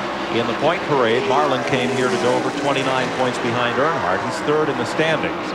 And we showed you earlier those big cliffs. I mean, it's $900,000 from first to second in the Winston payoff money for the championship. It's a big drop also from second to third. Neither of these 2 drivers has led the race, so no bonus points today.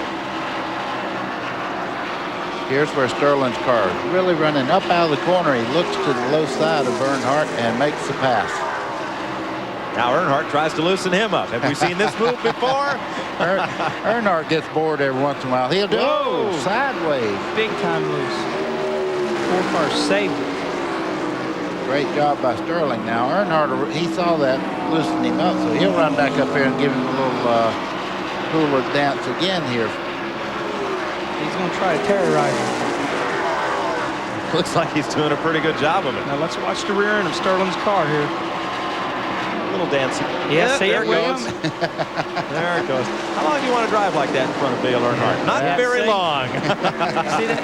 Ask Dan answered. That right there explains aerodynamics. That means the forward car is perfectly neutral. It's not pushing, it's not loose behind Dale. Now you watch what happens here. Sterling Marlin is a driver. We'll put it back on you. If he can catch back up to Earnhardt, he'll get right up under his back bumper and let him see what it feels like to take the air off the spoiler. See, we're down inside. We don't have many laps to go now, so this is where Earnhardt gets up on the steering wheel and it's fighting for position. Eighth place, Mark Martin takes it from Bobby Labonte.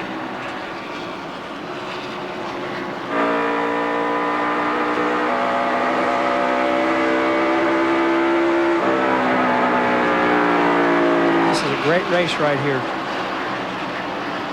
Tell you who's coming is Bobby Hamilton. He is starting to wear down Jeff Gordon. He's not there yet. Folks, when he gets there, we'll get there. But Hamilton is closing the gap. There's Bobby. Moving up on Robert Presley. There's Jeff Gordon. So you can see Hamilton is gaining ground in that lap traffic.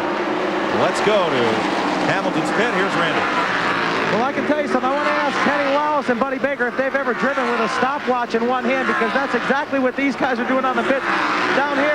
They're driving as hard as they can. Robbie Loomis is driving. Richard Petty's driving. They're trying to help him. Robbie, only about 30 to go. Can you do anything with him? He seems like he's coming. Yeah, I tell you, right now they're about to hit the attachment. It depends how they hit that traffic. You know, Dover's a long day, and they know that traffic fire. I think they're going to. Okay, obviously very loud down here, but these guys are optimistic. They run a little bit better as they get going on these tires. So if anybody's got a shot, it's going to be Bobby Hamilton. And Gordon is really tough.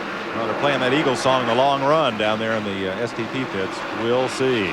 There's the gap, first to second. As Jeff Gordon gets underneath Dick Trickle, there are 35 laps to go. We'll be right back with you here at Dover Downs.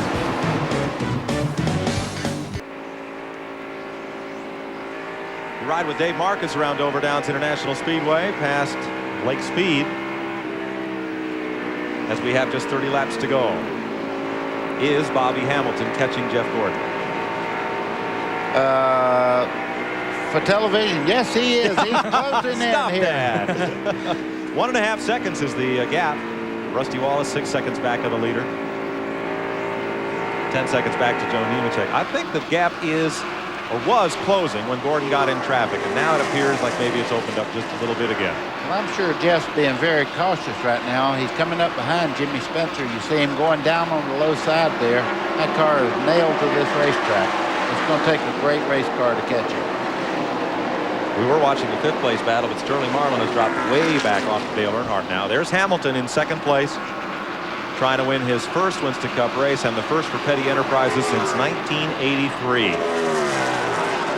Petty won 7 here. Very popular figure at Dover, as of course he is everywhere he raced. Jeff Gordon continues to roll on. Let me tell you, I know Bobby Hamilton wants to win, but second ain't bad. And he's drove a great race today. He's drove his heart out, and if he finishes second, he don't have to apologize to anybody. He drove hard all day long. Kyle Petty won here from 37th. Hamilton started 32nd. For Crystal in Ohio, Johnny Mans came from 43rd to win the Southern 500, the first one in 1950. And Fonnie Flock won the Raleigh 300 in 1953. 43rd is the farthest back a winning driver has started in a Winston Cup race. Boy, I'm surprised at that, because at Darlington they used to start 75 cars, 3 wide. Was that in the olden days, or was that just? Did you use a tiller, or did you have a steering wheel? What was the deal? Kenny, all I can tell you is your mother and father hadn't met yet. That was a long time ago.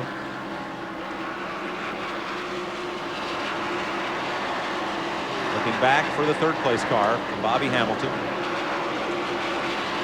There's Rusty Wallace.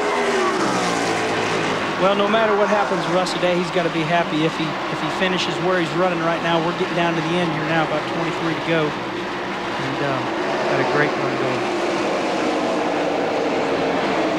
Well, things have stabilized for the moment. Let's take a break here, and we'll come back and reset the field for you. Jeff Gordon continues to lead with 24 laps to go here at Dover.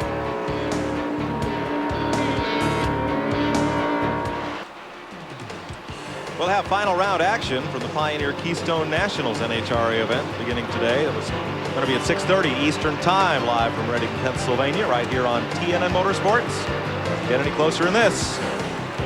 There's a man who would like it to get a little closer. That's Richard Petty. He'd like to see his driver Bobby Hamilton right up there to challenge Jeff Gordon over these remaining 18 laps.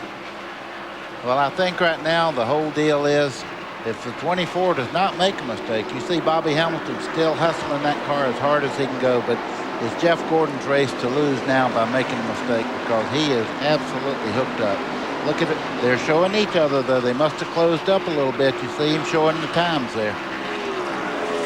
They're rooting him on, that's for sure.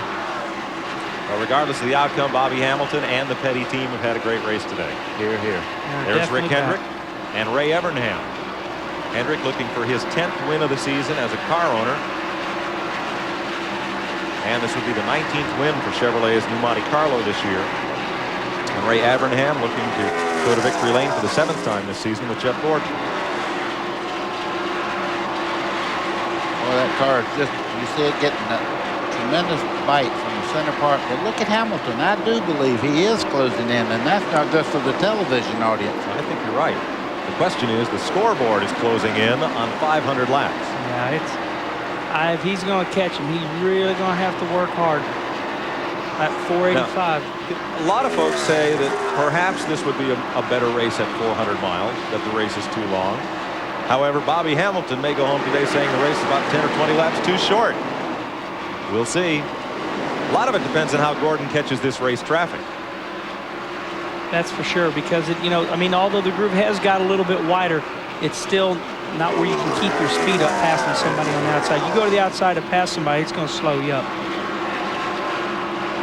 Although I will say Jeff Gordon is running a groove nobody has run today. He goes in the corner low. He looks like he slides up almost clear out of the black. Let's watch him go into one. Well, he's passing lap traffic, but that is almost a groove he's been running. Yeah, he's been higher on the racetrack through the corners than almost any of the lead cars. Let's see if we can get him by himself here. He's going into 3. There he goes up the track. He's a real hot, well, compared to, say, Bobby Hamilton. You see him pull it back down there. When he gets back on the throttle, he starts going lower, where Hamilton starts to go out towards the wall a lot sooner than does Jeff Gordon. Right. Bobby stays right on the bottom, especially in turn 1 and 2 does Jeff Gordon get really high. But he's keeping a lot of momentum. That's enabling Jeff to drive in the corner hard. Here he's coming up off of turn 4. See him pull it right back down to the bottom there. Right, let's watch him go into turn 1 here. This is what I've been noticing all day. See if he goes as high as I've been watching him. Yeah, look at that, way up there. He's very close to getting out there where all the marbles are, all that rubber buildup out there, and he don't want to get the right side out in there, or we will see the change for the lead. Right, Bobby Hamilton's a clear full car length lower. 10 laps to go, and Gordon has approximately a 3-second lead. Let's take you back to the 4th place car. Another driver's had a fine run today. Joe Nemechek in the Burger King Chevy. You know, buddy, Mike, one thing you admire about this is a family-run organization. There's no big-name crew chief over there. They got a great Mike Borschinger, fellow whose name I'll bet you've never heard on network television. And doing a great job. So he's coming up, and they're going to be looking at him because these guys have done a great job putting something together. Well, sooner or later, this guy will give Jeff Gordon a heck of a run for it because he come up through the Busch Grand National Circuit just like Jeff Gordon, and he has a lot of ability. Great run today. If you can be around at the end of this race we're watching today, like Joe is, then that's pretty hard to do. He is 4th and one of 7 cars on the lead lap. Gordon the leader, Hamilton 2nd, Rusty Wallace 3rd, Nemechek 4th, Earnhardt 5th, Sterling Marlin 6th, and now Derek Cope has gone a lap down, joining Mark Martin in 8th place, 1 lap down. 2 laps back, Bobby Labonte and Ricky Rudd in 10th. Ted Musgrave 11th, Kenny Schrader 12th, 3 laps back. Bobby Hillin is 13th, and 4 laps down. In 14th is Robert Presley. Terry Labonte is 15th in his 500 career start today, consecutive start. We're following Jeff Gordon around here. Sterling Marlin made up a lap a while ago. Here comes Gordon to put him that lap back again. I mean, Jeff Gordon is not wasting any time around this racetrack. And you know what, buddy? I'd look a couple cars ahead of him. There's Dale Earnhardt. I mean, Jeff is just on a rail. Robbie Loomis voted the Western Auto Mechanic of the race. Very deserving award. There is Robbie. He'll pick up a nice check for that. And Bobby Hamilton, it appears, will get his best career finish today. 6 laps, 5 this time by.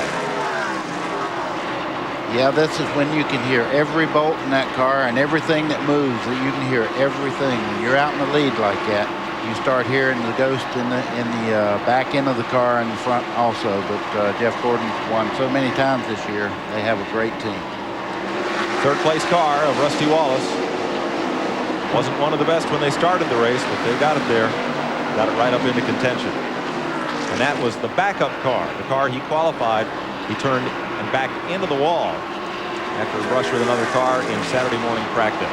Now, Rusty wears all white gloves. You can watch his hands really working in there. Watch these white gloves come up over that one. There they are. Yeah, they've had some adversity this weekend, crashing their car that they planned on running, and they're coming from the back of the pack. Flips up the visor, hand back on the wheel. He's busy in a race car. He fidgets. He does. Rusty saws on the wheel a lot, and the computer showed him one test session that he was sawing back on 4th on the wheel, and he said, "No, I'm not." And so they slowed up his steering box a little bit so he wouldn't saw on it so much. 3 to go. Jeff Gordon has worn them out today. In 1974, Richard Petty led 491 of the 500 miles. This is the 2nd most dominant performance in some time for Jeff Gordon. It is the most dominant performance since Richard Petty led all but 9 laps here in 1970.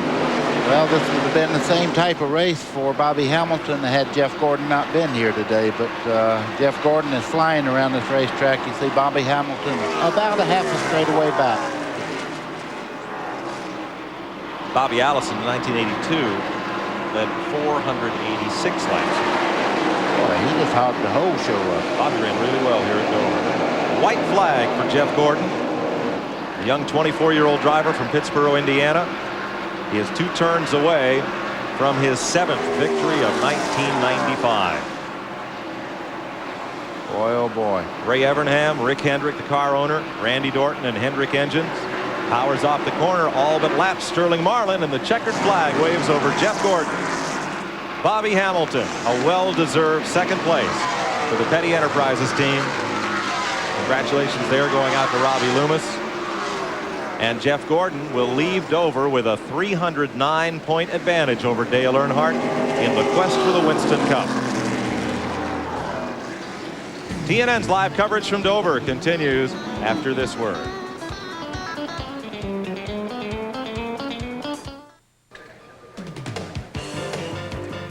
There's the trophy that goes to Jeff Gordon and Rick Hendrick, Ray Evernham, Randy Norton, and the rest of that Hendrick Motorsports DuPont team. And in victory lane, Glenn Jarrett.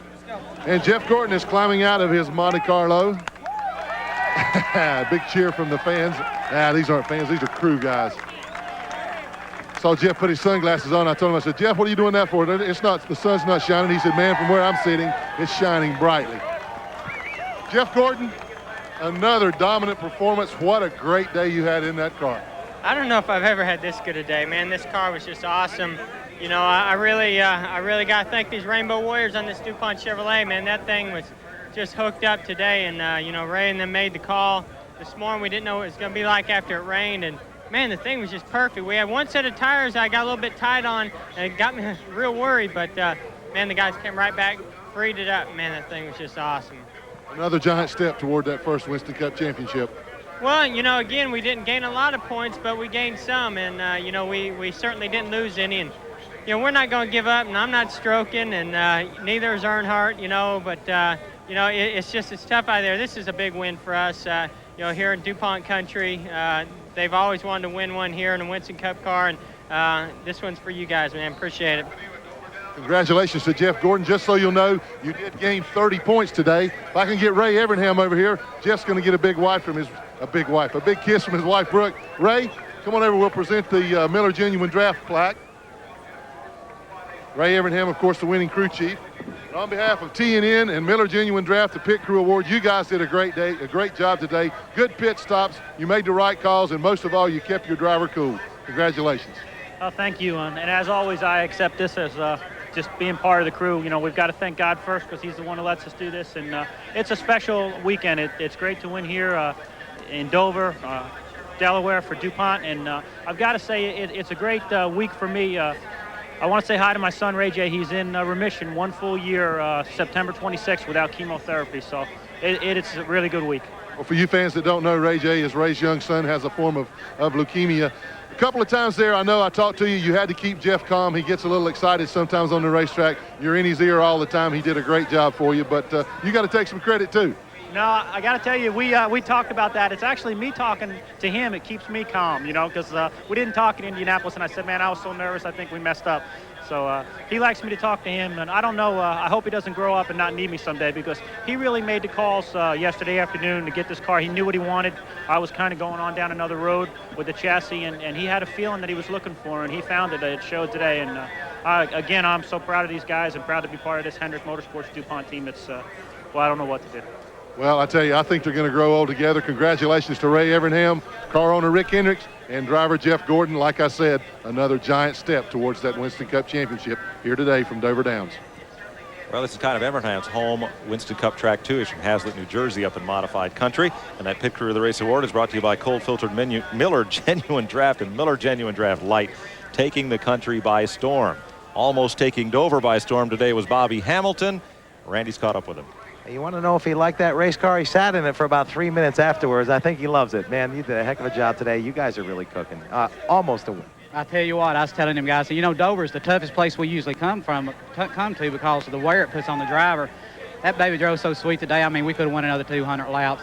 It just shows what the team can do. You know, we've just been pecking away all year, and we've been picking race cars. We'd run one week and it wouldn't be that good, so we put all the bad race cars in the corner, and I think for the remainder of the season we can be real good.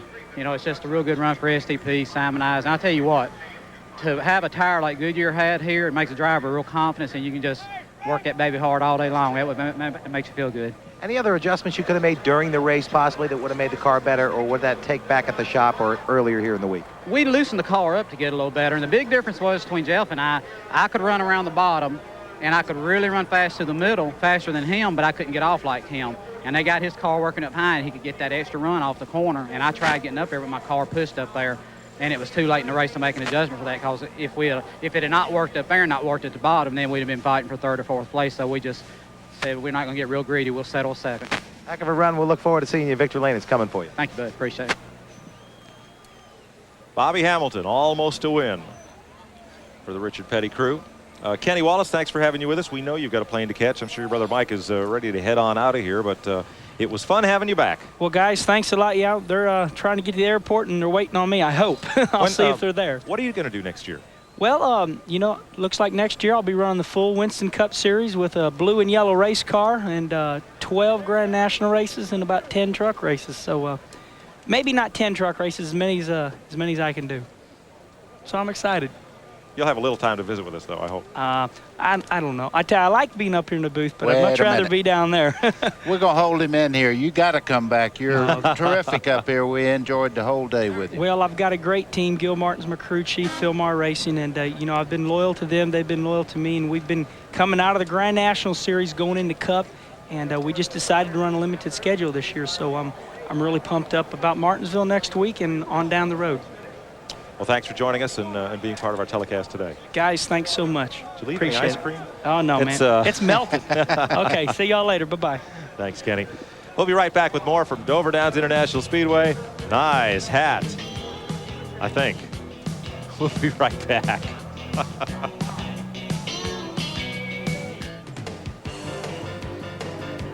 Welcome back to Dover Downs, where Jeff Gordon has worn them out today. Bobby Hamilton, Rusty Wallace, Joe Nemechek, and Dale Earnhardt were the top 5 as our coverage continues here live with you on TNN. Today's RCA Pit Strategy Awards brought to you by RCA, changing entertainment again. Mike Borsinger, whose name you have now heard twice on network television. He's the crew chief for Joe Nemechek, kind of unheralded until today. Glenn, he did a great job. Well, they all did a great job. We were just talking, Mike has won the RCA award for the pit crew strategy today, so congratulations for that. And also congratulations to you, Joe. You had a heck of a run today. You had a car that stayed under you all day. You were in contention just for 500 miles. That's what you got to be here. I tell you what, my hat's off to the whole Burger King crew. You know, they worked hard. We unloaded here on Friday, and we were fast off the truck. We were consistent, but we never picked up for qualifying, and I knew we were going to have a good car. It just took us a while. You know, I got hung out there on the outside at the start of the race, and the first wreck happened right in front of me, and it just took a while to get going. But I tell you what, we had good pit stops all day. The guys at TNL built a heck of a motor. This car, Bob Newley puts our bodies on for us, and he did that in about a week. It was a crash project. It was one we had wrecked, and we had to get it. It was one of my favorite cars. So we'll be running it more this year. I started to say, I imagine it's one of your special favorites now. Best finish ever. Tell us a little bit about the struggles that you've gone through. You form your own team. You know you're capable. You know you can get the job done. But it's not as easy as it seems, is it? Well, it's definitely not easy. If it was easy, everybody would be out here doing it. I tell you, we have a small group of guys. You know, we're on a limited budget this year, and the guys just work real hard. You know, we have 8 race cars in the shop. It's just a group effort. You know, Burger King came on board, Cintas Uniform People, Bell South Mobility, Delco Remy America. Had a lot of big companies come on and say, hey, you know, we'll help you get your own program going. But, you know, there's been days that we just seem we can't do anything right. You know, I guess it's going through that learning curve. And I tell you, racing, it's just tough. I don't know what else to say. Well, you pretty much said it all there. Again, a great group effort by Joe, his team. What about next year? You talked about you had some people come on board. Will they be back with you next year, your sponsors? Well, we're trying to get everything finalized up right now. We got Burger King Corporation and the franchisees. There's a lot of involvement. We have meetings this week, and hopefully we'll have a big announcement here in the next couple of weeks. But everything's looking good. We're going to have a lot of our associate sponsors back, and I'm excited. You know, I tell you, this first year, hopefully we get all this stuff out of the way, and we'll be ready to go next year. Well, I think he will. Congratulations again to Joe Nemechek.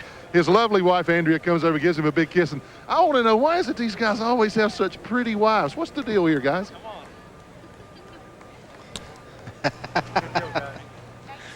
Way to go, Glenn. Randy Pemberton is with the 3rd place finisher today. Well, Rusty's climbed from his motorhome, or a motor coach, heck of a motor coach out here. Rusty, your fans were a little worried early on for you. You took your time, but the car wasn't right early, and you guys worked on it hard. Came out with a good finish. Yeah, it turned out real good. We tore up our primary car in a crash and got a midnight rider out. And it turned out real good. The guys worked their rearing off on it and came from behind.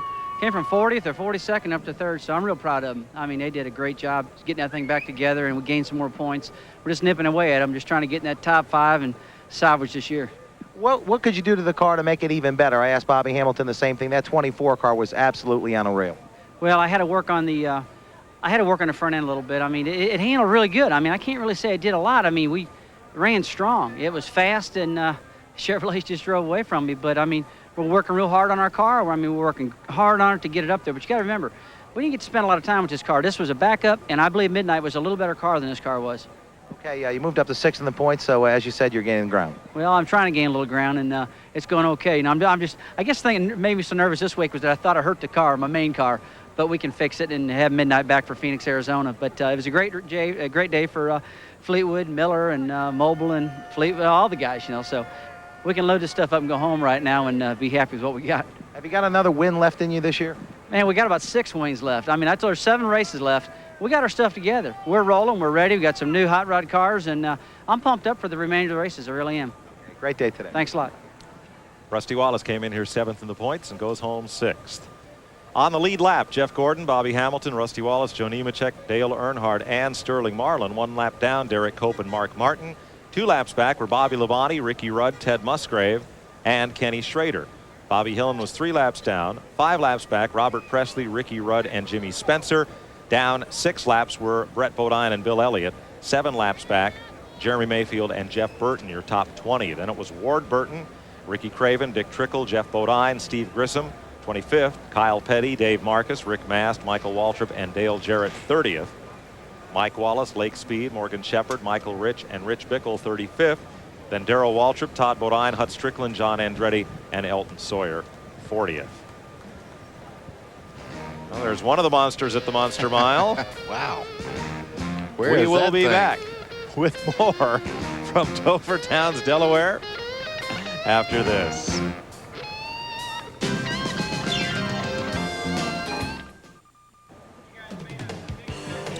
Welcome back to Dover Downs.